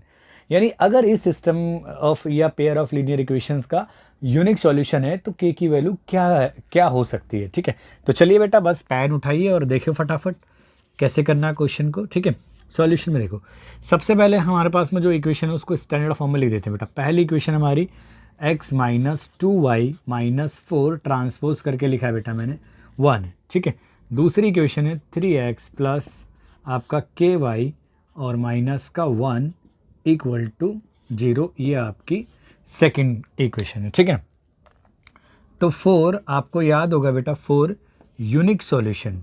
Unique solution की condition क्या होती थी बेटा, ठीक है, याद करो, तीनों केसेस की कंडीशन बताई थी मैंने कंसिस्टेंसी वाली। तो ये होती थी यूनिक सॉल्यूशन की a1 अपॉन में a2 not equal to b1 upon में b2। ठीक है बेटा, इसको साफ लिख देते हैं थोड़ा सा, b2 विच इम्प्लाइज a1 क्या होता था बेटा, x के कोफिशिएंट होते थे, यानी 1 अपॉन में 3 should not equal to -2 upon में k। इट मीन्स अगर ट्रांसपोज करें इसको k को इधर ले जाएं तो k not equal to 3 multiply by 2 minus का 6। ये क्वेश्चन बेटा प्री बोर्ड में भी आया था क्वेश्चन। ठीक है, अब बच्चे यहाँ पे आंसर तो तुम्हारा क्लियर हो गया कि आंसर ऑप्शन में है k नॉट इक्वल टू 6, यानी ये इक्वल टू 6, ये रहा आंसर तो b है। लेकिन हमें यहाँ पे सोचना क्या चीज़ है बेटा, यहाँ पे इसका मीनिंग है, एक चीज़ आपको समझनी है, यानी इस पेयर ऑफ लीनियर इक्वेशन के कोई भी रियल नंबर सॉल्यूशन हो सकता है except the k not equal to -6, यानी बस k -6 नहीं होना चाहिए। तो यहाँ लिख सकते हैं बेटा, सो आंसर तो आप यूं ही लिख दोगे। ठीक है, आंसर इसका क्या है, b है। ठीक है ना, यानी k should not equal to -6। लेकिन नोट क्या रखना है, ठीक है, एक ध्यान रखना है इस चीज़ के लिए, द सिस्टम की जगह पेयर लिख देता हूँ बेटा, pair of equation has unique solution for all values, all, ठीक है, फॉर ऑल रियल नंबर लिख देता हूँ, ऑल रियल नंबर्स, ठीक है ना, अदर देन -6, दैट इज हमारा जो k है वो शुड नॉट इक्वल टू -6 नहीं होनी चाहिए, कोई भी रियल नंबर हो। ठीक है, आंसर तो आपको यहीं पे फिनिश हो गया है। ठीक है, लेकिन आप फिर भी एक इसको ध्यान रखना बेटा। नेक्स्ट क्वेश्चन है बेटा आपका क्वेश्चन नंबर 8, कह रहे हैं कि द वैल्यू ऑफ c, ठीक है ना, द वैल्यू ऑफ c, यानी c एक वेरिएबल है यहाँ पे या कांस्टेंट मान लो, वैसे उसकी अननोन वैल्यू है ना, अननोन है वो। ठीक है ना, कि the value of c for which the pair of equation cx minus y equal to 2 and 6x minus 2y equal to 3 will have infinitely many solution. यानी हमें यहाँ पे कौन सी कंडीशन अप्लाई करनी है बेटा, इनफाइनेटली मैनी सॉल्यूशन की। तो चलो बेटा फटाफट करते हैं इसे, ठीक है। आपको समझाने के लिए कर रहा हूँ बेटा, कई सारे स्टेप आप जंप कर जाना, जैसे इस स्टेप को लिखने की कोई आवश्यकता नहीं है आपको, ठीक है। यानी मैंने स्टैंडर्ड फॉर्म में ले आया, ठीक है भाई। ये फर्स्ट इक्वेशन है और दूसरी इक्वेशन है 6x - 2 - 3 = 0, ये आपकी सेकेंड। तो आपको पता है कि फॉर इनफाइनेटली मैनी सॉल्यूशन, ठीक है बेटा, कंडीशन क्या होती है, A1/A2 = B1/B2 = C1/C2। यहाँ से लिखना है, ये तो आपको समझाने के लिखा है, ये आपको कोई यहाँ से यहाँ तक कोई भी लिखने की जरूरत नहीं है। सिर्फ देखो बेटा यहाँ पे A1 कितना है आपका, C/में आपका 6 हो गया, ठीक है। और B1 कितना है बेटा, -1, और B2 कितना है बेटा, -2 = हमारा -2/3 है। अब बच्चे एक बात ध्यान करना, जब भी हमें C की वैल्यू निकालनी है, हम इन दोनों से कंपेयर करेंगे इस वेरिएबल को। बच्चे सोचते हैं कि भाई हम एक जगह से कंपेयर करेंगे, C की वैल्यू आ गई तो सॉल्यूशन है, बट बेटा यही गलती हो जाती है आंसर में, क्योंकि कई बार आप देखोगे कि अगर वैल्यू वेरी कर जाती है तो वो कॉमन वैल्यू नहीं है, तो वो सॉल्यूशन नहीं है इनफाइनाइट सॉल्यूशन, ठीक है ना। अगर दोनों से कंपेयर करने में सेम वैल्यू आती है तभी वो इनफाइनाइट सॉल्यूशन है। देखते हैं इस केस में क्या होता है कि अगर मैं पहले इन दोनों को कंपेयर करें, ठीक है, स्पेस थोड़ा कम है बेटा, C/6 को कंपेयर करें, माइनस से माइनस कैंसिल हो जाएगा, तो यहाँ डायरेक्ट लिख देता हूँ 1/2 लिख देता हूँ बेटा। तो C की वैल्यू कितनी आ जाएगी बेटा, 6/2, यानी C की वैल्यू 3 आ गई, ठीक है बच्चे। अब आंसर में देखेंगे बेटा, यहाँ से करेक्ट दिख जाएगा आपको कि 3 है बेटे, लेकिन यहाँ पे गलती नहीं करनी, बस यही चीज़ आपको सोचने की। अभी तो हमने एक पोर्शन को कंपेयर करा है ना, अगर दूसरे पोर्शन से भी कंपेयर करने में सेम वैल्यू आ जाती है तब ऑप्शन होगा, और अगर नहीं आती तो सॉल्यूशन नहीं होगा, ठीक है। तो चलो भाई हम सेकंड कंपैरिजन करते हैं। तो यही कहते हैं ना बच्चे, देखो कितना आपको घुमा रखा क्वेश्चन में, आंसर में भी ऑप्शन में ये है, बच्चा फट से क्लिक कर देगा कि यही है, बट नहीं करना बेटा ऐसा, ठीक है। तो हम यहाँ से भी कंपेयर करते हैं कि यहाँ से C1/6 = आ रहा है बेटा हमारा, माइनस से माइनस कैंसिल, तो 2/3। तो यहाँ से आगे बेटा C की वैल्यू आ गई आपकी 6 × 2 / 3, यानी 3 से गया, यानी C की वैल्यू आ गई आपकी 4 आ रही है। लेकिन अब देखो यहाँ से C 3, यहाँ से 4, so there is a no common value of C, ठीक है ना। So there is no common value of C। तो ऑप्शन जब कॉमन वैल्यू है ही नहीं तो इट मीन्स नो सॉल्यूशन। तो इसका जो करेक्ट आंसर है बेटा वो है ऑप्शन डी, यानी नो सॉल्यूशन, ठीक है बेटा। तो इसका करेक्ट आंसर कितना है बेटा, डी, नो सॉल्यूशन। ध्यान रखना बेटा ऐसे, क्योंकि हमें दोनों को कंपेयर करके देखना है। अगर दोनों से कंपेयर करने में सेम वैल्यू आ जाती है, यानी कॉमन वैल्यू आ जाती है, तभी उसका वो सॉल्यूशन है, और अगर कॉमन वैल्यू नहीं आ रही है तो उस केस में हम लिखेंगे नो सॉल्यूशन लिख देंगे, ठीक है। मतलब जो ऑप्शन में दे रखा होगा उसके अकॉर्डिंग काम करेंगे, ठीक है। तो चलिए बेटा, काफ़ी अच्छे क्वेश्चन थे, इसलिए मैंने कहा था कि दोनों में कोई ना कोई कॉन्सेप्ट आपका क्रिएट होगा, ठीक है ना। तो चलिए नेक्स्ट क्वेश्चन करते हैं बेटा, आप इसको नोट कीजिए, ठीक है। चलिए बेटा नेक्स्ट क्वेश्चन नंबर 9 है आपका। क्वेश्चन कह रहा है बेटा, देखो, for what value of k to the equation 3x - y + 8 = 0 and 6x - ky = -16 represent coincident line. बेटा कोइंसिडेंट लाइन, बार बार मैं इस टर्मिनोलॉजी को यूज़ कर रहा हूँ। कोइंसिडेंट या ओवरलैपिंग लाइन का मतलब होता है इनफाइनेटली मैनी सॉल्यूशन, क्योंकि वो हर पॉइंट पे एक दूसरे को मिल रही हैं, तो ईच पॉइंट क्या कहलाता है, सॉल्यूशन कहलाता है। यानी कंडीशन क्या होती है, तो चलिए बेटा फटाफट करते हैं क्वेश्चन को, ठीक है। तो इक्वेशन क्या दी है बेटा, 3x - y + 8 = 0, और दूसरी इक्वेशन है 6x - ky, और इधर ट्रांसपोज कर दें 16 को तो = 0। ये आपकी फास्ट हो गई, ये गई सेकंड। तो कुछ नहीं करना बेटा, यहाँ से भी क्वेश्चन शुरू नहीं है। For coincident line, coincident line के लिए बेटा A1/A2, ये दिमाग में रखना है तुम्हें, B1/B2 कंडीशन होती है = C1/C2, और दोनों से कंपेयर करते हैं। यानी यहाँ पे अगर अब यहाँ से क्वेश्चन शुरू करना है डायरेक्ट आपको, यानी A1 कितना है बेटा आपका 3/6, इक्वल टू होना चाहिए -1 में माइनस का आपका के होना चाहिए, ठीक है। और ये किसके इक्वल होना चाहिए बेटा, ये इक्वल होना चाहिए 8 में प्लस के 16। तो कंपेयर करते हैं बेटा, यानी के यहाँ से भी कंपेयर होगा, यहाँ से भी। तो यहाँ से कंपेयर करें 3/6 इक्वल टू माइनस से माइनस कैंसिल, यानी माइनस माइनस प्लस हो गया, ठीक है। और यहाँ से 1/k इक्वल टू होगा 8/16। मैंने बोला ना दोनों को सॉल्व करना है, दोनों कंपैरिजन को सॉल्व करना है। तो यहाँ से हम सॉल्व करेंगे बेटा, 3 से 2 यानी k आ गया बेटा आपका, यहाँ 2 बचेगा, 2 उधर मल्टीप्लाई हो जाएगा कैलकुलेशन करने में, ठीक है। यहाँ से क्या आ जाएगा, 1/2 बचेगा, k को उधर ले जाएंगे, तो यहाँ से भी k आ गया, 2 आ गया। यानी दोनों इक्वेशन को सॉल्व करने में k की वैल्यू आपकी 2 आ रही है, ठीक है।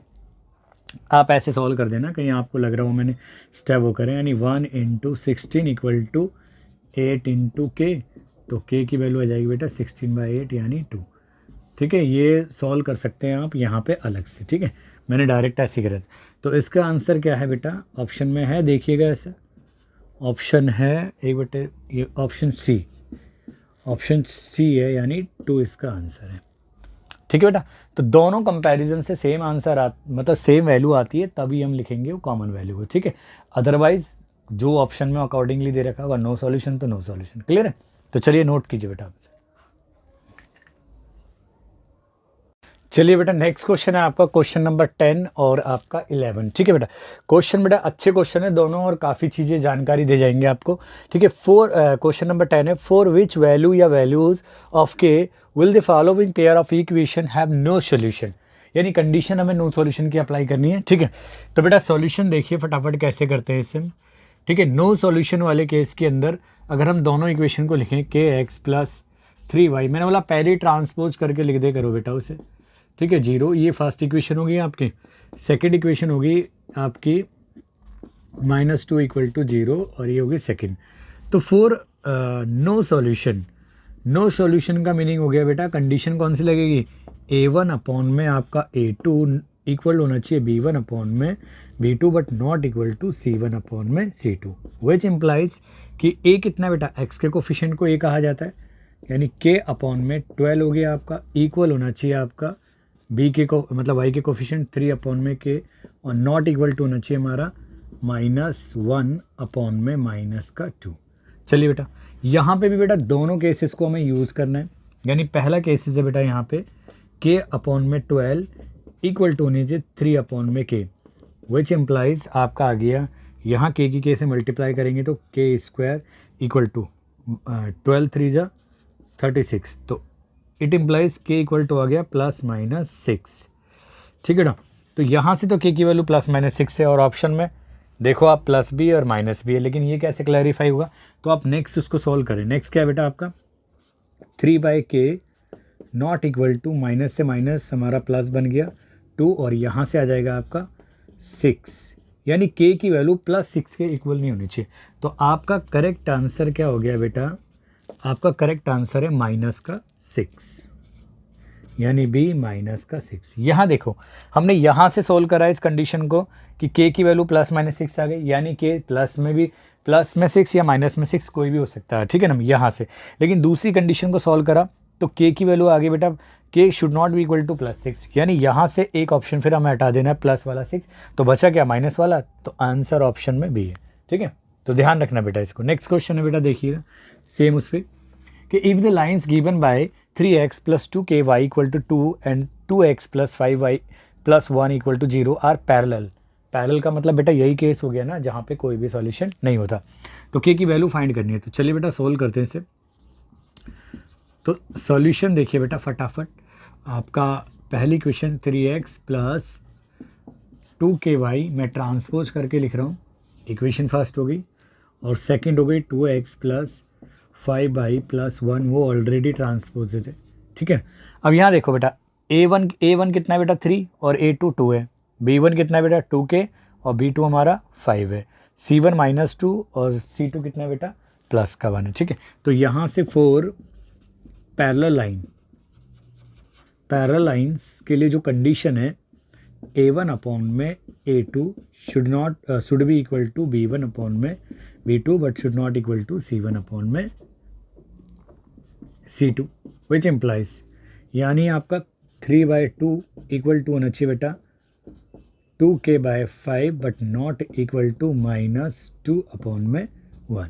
ठीक है, तो यहाँ से हमें इक्वल वाली कंडीशन यूज़ करनी है, तो यहाँ से 3/2 इक्वल होना चाहिए 2k/5, तो यहाँ से मल्टीप्लाई करेंगे हम, तो 3 15 हो जाएगा और 2 नीचे आएगा 4 आ जाएगा, क्या आ जाएगा बेटा आपका 15/4। लेकिन यहाँ से अगर हम सॉल्व करें बेटा तो 2k5 should not equal to -2, यानी k should not equal to 2 से 2 कैंसिल 5 नहीं होना चाहिए। ठीक है बेटा, यानी k की वैल्यू -5 नहीं होनी चाहिए। ठीक है ना, तो ये क्या हो जाएगा बेटा करेक्ट आंसर, यानी ये तो होना नहीं चाहिए लेकिन ये होनी चाहिए, तो ऑप्शन में है ऐसा बेटा, ऑप्शन सी है। तो आपका आंसर हो जाएगा बेटा सी, यानी 15/4। ठीक है, आप यहाँ से देख लो इस वाले पोर्शन को, 2 से 2 डिवाइड में जाएगा तो -1 बचेगा, -1 की मल्टीप्लाई करेंगे 5 से तो -5 है। तो k की वैल्यू ये नहीं होनी चाहिए लेकिन दूसरा तो होना चाहिए, तो एक भी ऑप्शन में अवेलेबल है तो वही ऑप्शन होगा आपका आंसर। ठीक है, तो चलिए बेटा क्वेश्चन काफ़ी अच्छे थे, आप इन्हें नोट कीजिए। चलिए, तो चलिए बेटा आपके नेक्स्ट क्वेश्चन है क्वेश्चन नंबर आपका 12 और 13। कह रहा है बेटा क्वेश्चन नंबर 12 में कह रहा है कि one equation of a pair of dependent linear equations. मैंने बेटा आपको याद करो उस बात को कि मैंने बोला डिपेंडेंट जहाँ वर्ड आए वहाँ कंसिस्टेंट सिस्टम होता है, लेकिन कौन सा, इनफाइनाइटली मैनी सॉल्यूशन का। ठीक है ना, एक इक्वेशन ये है तो दूसरी क्या है। मैं आपको एक बेटा बात बता दूं, इनफाइनाइटली मैनी सॉल्यूशन का मतलब लाइन एक के ऊपर एक ओवरलैप करती है, एक्चुअली वो उसका मल्टीपल या डिविजिबल वाली फॉर्म ही होती है, मतलब उसी इक्वेशन को किसी एक नॉन जीरो नंबर से मल्टीप्लाई करके ऑब्टेन करा जाता है, यानी वो सेम इक्वेशन ही होती है, उसमें किसी नॉन जीरो नंबर की मल्टीप्लाई कर दो तो उसका दूसरी इक्वेशन आ जाती है। तो चलिए बेटा हम देखते हैं इसको सॉल्व करने में। ठीक है, यानी उसी केस में सॉल्यूशन इनफाइनाइट होता है। ठीक है, यहाँ पे इक्वेशन है -5x + 7y = 2a। आप देखोगे सबके अंदर देखो 10 वर्ड आ रहा है, 14 भी आ रहा है, 14 भी आ रहा है, यहाँ पे भी 10 14। इसका मतलब अगर पूरी इक्वेशन को मैं 2 से मल्टीप्लाई करूँ तो ये 10 हो जाएगा, ये 14 हो जाएगा और ये आपका कितना हो जाएगा, ये 4 हो जाएगा। तो सब में यही डिजिट यूज़ हो रही है, तो मल्टीप्लाई करते हैं बेटा, multiplying both sides by 2 multiply करते हैं, तो ये हो गया बेटा आपका 10x आ जाएगा, ये आपका हो जाएगा 14y और ये आ जाएगा आपका बेटा 4। लेकिन इसको अरेंज करके लिखते हैं, क्योंकि देखो अगर ये डायरेक्ट अगर कहीं पे ऑप्शन मिल रहा है आपको, देखो -10 और प्लस का 14, ये नहीं, क्योंकि यहाँ पे 4 प्लस का, ये आएगा माइनस का। बाकी केसेस में एक ये है तो यहाँ पे माइनस का है, नहीं है ना। तो लेकिन आप इसको और फॉर्म में लेके आओ, इसको ट्रांसपोज करेंगे तो ये 10x माइनस आपका 14y और ये प्लस आ जाएगा 4 = 0, या इसे यूं कहो -14y = -4। अब देखो बेटा ऑप्शन में ऐसा है कहीं, तो ऑप्शन ए 10x माइनस, नहीं ये भी नहीं है, ये भी नहीं है, ये ऑप्शन में देखो बेटा 10x - 14y = 4। तो आंसर क्या होगा बेटा, इसका आंसर आएगा इसका डी, यानी 10x - 14y और =4। ठीक है बेटा। अच्छा ध्यान करना, एक चीज़ आपने यहाँ पे क्या सीखी कि कभी भी आपको अगर कोई एक लीनियर मतलब पेयर ऑफ लीनियर इक्वेशन दे रखा है और वो मतलब कोइंसिडेंट का केस बोले या वर्ड यूज़ करे, इनफाइनाइटली मैनी सॉल्यूशन यूज़ करे या डिपेंडेंट शब्द यूज़ करे, तो इन केस में क्या होता है कि अगर एक इक्वेशन दे रखी हो तो दूसरी इक्वेशन को ये देखना है कि हम कौन से नॉन जीरो नंबर को मल्टीप्लाई करें, उसी से मल्टीप्लाई करने पे आ जाती हो। अब आप चाहे अगर ये तो इन ऑप्शनों से अकॉर्डिंग चेक करना है, अगर इसके दूसरी इक्वेशन देखनी है आप 2 से मल्टीप्लाई करो, 3 से, कोई से भी, तो सब इक्वेशन इसके कॉन्सिडेंट होंगी, यानी एक इक्विवेलेंट इक्वेशन बोल दो। ठीक है ना, तो हम कोई भी नॉन जीरो नंबर मल्टीप्लाई करके ऑब्टेन कर सकते हैं। सेकंड क्वेश्चन देखिए बेटा, a pair of linear equation which has a unique solution. एक ऐसी pair of linear equation which has a unique solution x = 2 और y = -3। ठीक है बेटा, ये टाइम कंज्यूमिंग क्वेश्चन है, लेकिन इनका एक तरीका होता है। मोस्ट ऑफ द केसेस में मेरा जो सिक्स सेंस कहते हैं वो कहते हैं कि ऐसे क्वेश्चन क्योंकि चेक करने के लिए यूज़ आता है, भाई हमारे पास में वैल्यूज़ हैं वो चेक करने के लिए, तो वो उठा के शुरू में तो बहुत ही कम केसेस देते हैं। तो ऐसे क्वेश्चनों के लिए ऑप्शन ऑफ बैक साइड से, यानी 4th ऑप्शन से चेक करना शुरू करो। तो देखते हैं बेटा, हम इसको चेक करके देखते हैं 4th ऑप्शन को। ठीक है, सॉल्यूशन देखते हैं कि हमें x = 2 और y इक्वल टू -3 चेक करनी है, तो हम ऑप्शन डी में चेक करके देखते हैं कि x minus 4y minus 14 equal to 0। तो पहली इक्वेशन में रखेंगे, यहाँ x रखते हैं हम 2 माइनस 4y क्या रखना है बेटा आपको -3 माइनस 14 इक्वल टू 0 आ रहा है, यानी 2 आपका माइनस माइनस प्लस, यानी ये 12 हो गया माइनस 14 इक्वल टू 0। आप देखोगे 2 प्लस 12 माइनस 14 हो गया और ये प्लस 14, तो ये 0 0 इक्वल टू 0 करेक्ट है। क्या इसके दूसरी इक्वेशन में को भी सेटिस्फाई करिए, तो एक को सेटिस्फाई करिए, यानी दूसरी इक्वेशन है 5x minus y minus 13 equal to 0। तो 5 इंटू एक्स के प्लेस पे रखना है 2 माइनस वाई के प्लेस से -3 माइनस 13 इक्वल टू 0। तो ये हो गया 10 माइनस माइनस आपका +3 माइनस का 13 इक्वल टू 0। तो ये अगेन भैया भैया बेटा 13 माइनस 13 इक्वल टू 0, यानी 13 में से 13 0 इक्वल टू 0। तो ये भी ट्रू है, यानी इसके लिए भी ट्रू है, ठीक है। लेकिन इस केस में देखना बेटा कि ऑप्शन देखो, इसमें अगर आप अप्लाई करके देखो उसी में, तो 2 अप्लाई करके देखो पहले, 2 2 ज़ा 4 हो जाएगा और 4 माइनस प्लस 3 यानी कितना आ जाएगा बेटा आपका, यानी 4 और +3 आपका आ जाएगा 7। तो इसको तो सेटिस्फाई नहीं कर रही है, इस केस में तो कर गई। अब बी को चेक करते हैं, तो बी में भी देखो बेटा 2 2 ज़ा 4 और -3 5 ज़ा 15, तो -15 में से 4 जाएंगे -11, करेक्ट है, सेटिस्फाई कर रही है अभी। अच्छा इधर अप्लाई करें तो 4 2 ज़ा 8 और 10 3 ज़ा -13 और -13 में से 8 जाएंगे तो -22, इसको भी सेटिस्फाई कर रही है। लेकिन आप सोचोगे कि ये भी ऑप्शन करेक्ट हो सकता है, बट नहीं। आप ये देखो कि मैंने अभी आपको यही बताया था यहाँ पे कि इक्विवेलेंट इक्वेशन यानी इनफाइनाइटली मैनी सॉल्यूशन के केस में उसी इक्वेशन की नॉन जीरो नंबर से मल्टीप्लाई की जाती है। अगर आप देखोगे यहाँ ये 2x plus 5y equal to -11 है, इसी इक्वेशन में 2 से मल्टीप्लाई करो बेटा, देखो 4x 10y और -22, तो ये इनफाइनाइटली मैनी सॉल्यूशन का केस हो गया है ना। अगर आप इसमें अप्लाई करके देखो बेटा 2 और -3, तो प्लस माइनस माइनस का 1 बचेगा, तो इसको भी सेटिस्फाई नहीं कर रही, यानी इसको भी नहीं कर रही, इसको भी नहीं कर रही। ये केस कैसे गलत है, सेटिस्फाई तो कर रही है इसे, ये केस इस वजह से गलत है क्योंकि ये ही इक्वेशन है, यानी इसी की इक्विवेलेंट इक्वेशन है, यानी इसी में नॉन जीरो नंबर 2 से मल्टीप्लाई करके ऑब्टेन करिए। तो ऐसी इक्वेशन इनफाइनाइटली मैनी सॉल्यूशन में होती है, तो सिर्फ यूनिक सॉल्यूशन को फाइंड करने वाला डी हो गया। तो आप आंसर लिख सकते हैं बेटा इसका डी, यानी x minus 4y minus 14 equal to 0 और 5x minus y minus 13 equal to 0। बेटा बड़ा अच्छा क्वेश्चन था, नॉर्मल चोमू टाइप के क्वेश्चन नहीं है, ये बढ़िया क्वेश्चन है, आप इसको करो, ठीक है ना। अच्छे क्वेश्चन है और एग्जाम ओरिएंटेड है और बड़े कॉन्सेप्चुअल भी हैं कि देखो ऑप्शन देखो वो भी करेक्ट हो रहा था अकॉर्डिंगली, बट एक्चुअल में नहीं था वो, ठीक है ना। तो चलिए बेटा, ठीक है, नोट कीजिए।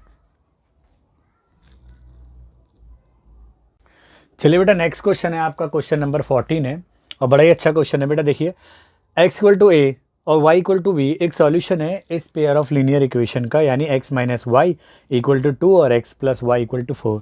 Then the value of a and b are respectively क्या है, ठीक है बेटा। तो चलिए इसको सॉल्व करके देखते हैं बेटा, ठीक है। तो वैसे भी आपको याद होगा कि मैंने इस तरीके से क्वेश्चन कराए थे, ठीक है ना। आप एलिमिनेशन मेथड से भी यूज़ कर सकते हो। तो हम डायरेक्ट क्या करेंगे, देखो बेटा ऐड करें, साइन अपोजिट है, तो 4 और 2 6 हो गया, तो x इक्वल टू आ गया आपका 3। और यूजिंग अगर हम बात करें ये फर्स्ट इक्वेशन थी, ये सेकंड थी, तो यूजिंग अगर हम सेकंड बात करें तो x plus y equal to आपका 4 है, यानी y इक्वल टू कितना आ गया बेटा 4 माइनस एक्स, यानी x की वैल्यू कितनी निकाली बेटा अभी हमने 3, तो y इक्वल टू आ गया आपका 1, यानी x की वैल्यू तो आपकी आ गई 3 और y की वैल्यू 1 आ गई। इस ऑर्डर में देखो कोई ऑप्शन है, ऑप्शन है 3 एंड 5, 5 एंड 3 और ये 3 एंड 1, यानी ऑप्शन आंसर तो आपका आ गया सी। यहाँ लिख देता हूँ, आंसर आ गया सी। पर बेटा मैंने आपको याद करो, फ्लैशबैक में जाओ, ठीक है। मैंने इस तरह के क्वेश्चन को सॉल्व करने के लिए एक ट्रिक बताई थी, अरे फ्लैशबैक में से वापस भी आ जाओ जल्दी, ठीक है। मैंने क्या बताया था आपको, देखो कि कभी भी इक्वेशन ऐसी दे रखी हो x plus y equal to a और x minus y equal to b, इसको ऑर्डर में अरेंज करें तो x की वैल्यू आती है, दोनों को जोड़ो और 2 से डिवाइड, और y की वैल्यू आती है सब्ट्रैक्ट करो, ऊपर वाले में से नीचे को, प्लस वाले में से और 2 से डिवाइड। तो देखो बेटा शॉर्टकट देखो बेटा, ठीक है, शॉर्टकट देखो फटाफट। अब यहाँ देखो इन्होंने क्या दिया है कि x plus y equal to 4 दिया है, तो x की वैल्यू क्या होगी बेटा 4 + 2 अपॉन में 2 यानी 6/2 यानी 3, और y क्या होगा बेटा 4 - 2 अपॉन में 2 यानी 2/2 यानी 1। तो ये भी देख लो बेटा ऑप्शन में फिर भी वही आ रहा है, x की वैल्यू 3, क्योंकि x क्या है a के बराबर गिवन है और y किसके ऊपर भी गिवन है, b के इक्वल गिवन है। ठीक है, यानी a और b की जो वैल्यू है ऑर्डर में वो होगी 3 और 1 की। ठीक है ना, तो ऑप्शन आपका यही है। ठीक है ना, तो बेटा इतनी अच्छी शॉर्ट ट्रिक मिल रही है आपको करने के लिए, इतना लेंदी सॉल्व करने की कोई ज़रूरत नहीं है आपको। शॉर्टकट है, दोनों को जोड़ो 2 से डिवाइड। ठीक है, यानी जो प्लस वाली वैल्यू दे रखी है उसको माइनस वाली वैल्यू के साथ में जोड़ो और 2 से डिवाइड, प्लस वाली वैल्यू में से माइनस वाली वैल्यू को सब्ट्रैक्ट करो और 2 से डिवाइड, आंसर खत्म। ठीक है, तो इतने अच्छे शॉर्ट ट्रिक मिल रही है बेटा, आप इसको बिल्कुल नोट करके रखना और फटाफट इस तरह के क्वेश्चन आए तो बस उड़ा देना। ठीक है, चलिए फटाफट करिए बेटा। चलिए बेटा, नेक्स्ट क्वेश्चन है आपके 15 और 16। बेटा ये क्वेश्चन बहुत ही बेहतरीन और बड़े कॉम्पिटिटिव एग्जाम में इस तरह के क्वेश्चन पूछे जाते हैं, तो ये क्वेश्चन बड़े अच्छे तरीके के होते हैं और आगे आपको बहुत ज़्यादा हेल्प करेंगे। क्वेश्चन कह रहा है बेटा, the area of a triangle form by the line represented by line एक x/a y/b equal to 1 with the coordinate axis. Coordinate axis मतलब x एक्सिस और y एक्सिस के साथ में इस लाइन के साथ में जो ट्रायंगल बनेगा उसका एरिया क्या होगा, 1/ab होगा, 2ab या 1/4ab या 4ab होगा। आपको मैं बता दूं बेटा कि अगर हम कभी भी स्ट्रेट लाइन जो होती है हमारी 2 वेरिएबल में उसको हम ग्राफिकली रिप्रेजेंट करें तो वो कुछ इस तरीके से आती है। मान लो ये ओरिजिन है और यहाँ से यहाँ तक जो वैल्यू है a है और ये हमारी b है। ठीक है, तो इस पॉइंट के जो कोऑर्डिनेट होंगे वो a0 होंगे और इस पॉइंट के जो कोऑर्डिनेट होंगे 0 b के इक्वल होंगे। तो आपको पता है बेटा एरिया ऑफ ट्रायंगल क्या होता है। एरिया ऑफ ट्रायंगल अगर हम सॉल्यूशन फाइंड करें, ठीक है, सॉल्यूशन एक जनरलाइजेशन कर लेते हैं, तो एरिया ऑफ ट्रायंगल आपको पता है वो क्या होता है बेटा, आपने छोटी क्लास ही पढ़ा होगा, 1/2 base into its corresponding height या एल्टीट्यूड। तो एरिया ऑफ ट्रायंगल को मैं AR से दिखा रहा हूँ, 1/2 अगर हम बात करें, और एरिया आपको पता पॉजिटिव क्वांटिटी होती है, तो बेस कितना, अगर ये राइट एंगल ट्रायंगल है तो बेस कितना हो गया बेटा A और परपेंडिकुलर हो गया आपका B, यानी ये हो गया 1/2 AB आंसर है। ठीक है, तो ऑप्शन में देखो बेटा इस तरह का क्वेश्चन दे रखा है, ऑप्शन है A ही ऑप्शन। ठीक है, यानी 1/2 AB है ना। अब देखो इसी तरह के क्वेश्चन अगर कहीं और, ये तो एक जनरलाइजेशन था, आप इसे फॉर्मूले की तरह नोट करो। अब देखो बेटा क्वेश्चन नंबर 16 में, the area of triangle form by the line represented bye, इस इक्वेशन से विद द कोऑर्डिनेट एक्सिस हमेशा दे रखा होगा तो उसका एरिया क्या होगा। तो देखो बेटा क्या करना है, जब भी ऐसा दे रखा हो तो हमें सॉल्व करने की ज़रूरत नहीं है, इक्वेशन को क्या करना है पहले इसी स्टैंडर्ड फॉर्म में कन्वर्ट कर देते हैं इस वाली में। ठीक है बेटा, तो इसको करने के लिए हम 1 बनाना है, तो डिवाइडिंग बोथ साइड बाय 6, जब भी तो 1 बनेगा बेटा। यहाँ भी 6 से डिवाइड कर दो, ठीक है, और यहाँ भी 6 से और 6 को भी 6 से, तो ये आ जाएगा बेटा आपका पूरा, ये आ जाएगा x/3 हो जाएगा यहाँ क्योंकि 2 टाइम्स जाएगा, प्लस y/2 और इक्वल टू 1, ये हो गया a और ये हो गया b। तो एरिया क्या होगा बेटा, एरिया यानी AR इक्वल टू 1/2 AB होता है। a कितना है बेटा 3 और b कितना है 2, तो 2 से 2 कैंसिल कर दिया तो 3 स्क्वायर यूनिट्स आ गया। तो ऑप्शन में है बेटा, ऑप्शन देखो ऐसा कोई है, ऑप्शन बी देखो बेटा, तो ऑप्शन क्या है बेटा इसका B, यानी 3 स्क्वायर यूनिट्स। ठीक है, कुछ नहीं करना, उसको सिंपल फॉर्म में ले आओ, ये A हो गया ये B हो गया, तो दोनों की मल्टीप्लाई करके 2 से डिवाइड कर दूँ तो स्क्वायर यूनिट में आंसर आ जाएगा। ठीक है, तो बहुत ही प्यारे क्वेश्चन थे, तो इजीली आप एक फॉर्मूले की तरह लर्न कर लो, 1/2 AB होता है। ठीक है ना, किसी भी लाइन का, लेकिन कंडीशन ये है कि यहाँ पे 1 बनाना जरूरी है आपको। ठीक है, तो चलिए बेटा क्वेश्चन कीजिए, अच्छे क्वेश्चन है फटाफट। तो चलिए बेटा नेक्स्ट क्वेश्चन है आपका क्वेश्चन नंबर 17, और ये क्वेश्चन है बेटा application of pair of linear equation in 2 variable के ऊपर। ठीक है, वैसे तो हमने कई सारी एप्लीकेशन पढ़ी है, हमने नंबर सिस्टम के ऊपर भी पढ़ी है एप्लीकेशन इसकी, और इवन फ्रैक्शंस के ऊपर भी पढ़ी हैं, और एज के ऊपर भी पढ़ी हैं प्रॉब्लम्स, है ना, और बहुत सारी होती हैं हमारी ज्योमेट्रिकल फिगर से भी रिलेटेड होती हैं। ठीक है ना, कॉस्ट और आर्टिकल से भी रिलेटेड है, तो उनमें से एक क्वेश्चन है, क्योंकि देखो ज़्यादा टाइपों को इसमें यूज़ करा नहीं जा सकता, बट फिर भी जो टाइप यूज़ करी जा रही है देख लो क्या है। Aruna has only ₹1 and ₹2 coins with her. उसके पास में ₹1 का और ₹2 के कॉइन है, ठीक है।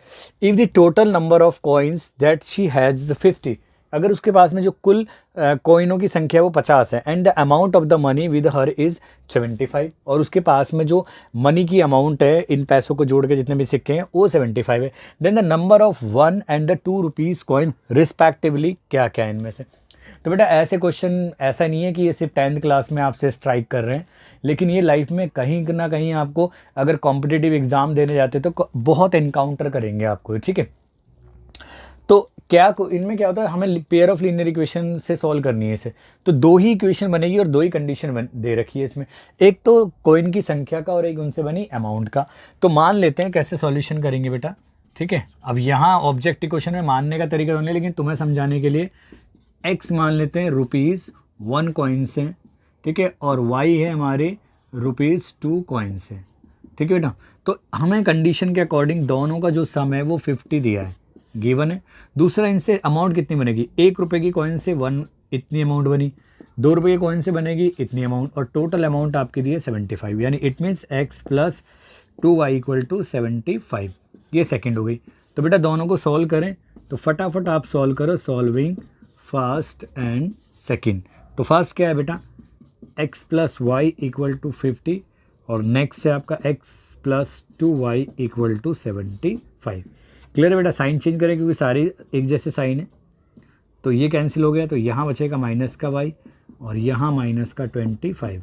इट इम्प्लाइज y = आपका 25 आ गया। अब न्यूमेरिकल वैल्यू को आप कहीं पे भी सब्स्टिट्यूट करो, तो देखो बेटा यूजिंग, अगर मैं फर्स्ट का यूज़ करूँ तो x + y = 50 है, विच इम्प्लाइज जो x की वैल्यू है वो 50 - y, यानी 50 - y कितना बेटा 25 है, तो यहाँ पे x भी कितना आ गया 25, यानी दोनों की वैल्यू, यानी ₹1 के कॉइन भी कितने थे बेटा, 1 के कॉइन x माना था वो भी 25 है, और ₹2 के कॉइन भी 25, यानी आंसर होने चाहिए दोनों 25-25 है कोई बेटा ऐसा। ऑप्शन डी है बेटा, ऑप्शन डी, यानी 25 एंड 25, ठीक है बेटा। तो ये था आंसर इसका, ठीक है। तो ये वर्ड प्रॉब्लम पे भी आ सकता था, कभी कभी ऐसे क्वेश्चन आ जाते हैं, बट लेकिन आपको ज़्यादा कॉम्प्लिकेशन नहीं करनी है, इक्वेशन बना के डायरेक्ट सॉल्व कर देंगे, ठीक है। इतना टफ भी नहीं आएगी सॉल्व करने के लिए, ईजी आएगी, ठीक है। तो चलिए बेटा नोट कीजिए, फिर मैं नेक्स्ट क्वेश्चन कराता हूँ, ठीक है। चलिए, तो चलिए बेटा एक और क्वेश्चन है, यानी ये लास्ट क्वेश्चन है इस एक्सरसाइज का, ठीक है। कह रहे क्वेश्चन नंबर 18 है, the sum of the digits of a 2 digit number, एक 2 अंकों की संख्या है, यानी एक 2 डिजिट नंबर है, कि उसके डिजिट्स का जो सम है वो 9 है, ठीक है। If 27 is added to it, the digits of the number get reversed. अगर इनके इस क्या कहते हैं, इसके अंदर अगर हमने इस नंबर के साथ में 27 ऐड करा जाए, तो जो नया नंबर ऑब्टेंड होगा वो रिवर्स हो जाएंगे उसके डिजिट। तो वो नंबर है क्या। अब बेटा इस क्वेश्चन को अगर हम करने बैठ गए ना, तो काफ़ी लेंदी क्वेश्चन होगा अगर हम फॉर्मल तरीके से करने लगे, लेकिन मैं आपको एक आसान और शॉर्ट ट्रिक बताता हूँ इसको चेक करने की, सटीक एकदम, कभी भी गलत नहीं जाएगा, और आपका सिर्फ 5 से 7 सेकंड में क्वेश्चन आ जाएगा, बस देख लो कैसे करना है, ठीक है। आपको पता है कि जो सम ऑफ डिजिट है वो कितना है, यानी जो डिजिट्स का सम है वो 9 है, ठीक है बेटा 9 है। तो यहाँ देखो बेटा 2 और 5 7, यानी ये आंसर तो आपका गलत हो गया, ठीक है। अब देखते हैं इधर 7 और 2 9, भाई यहाँ पे भी सम 9 आ रहा है, 6 और 3 यहाँ पे भी 9 आ रहा है, लेकिन यहाँ पे देखो 3 और 6 यहाँ पे भी 9 आ रहा है। इसका मतलब इन तीनों में से एक आंसर है हमारा। अब वो आंसर कैसे है ये हमें पता लगाना है। तो बेटा देखो उस नंबर के साथ में हम क्या करेंगे, 27 ऐड करेंगे और डिजिट्स चेंज हो जाएगी।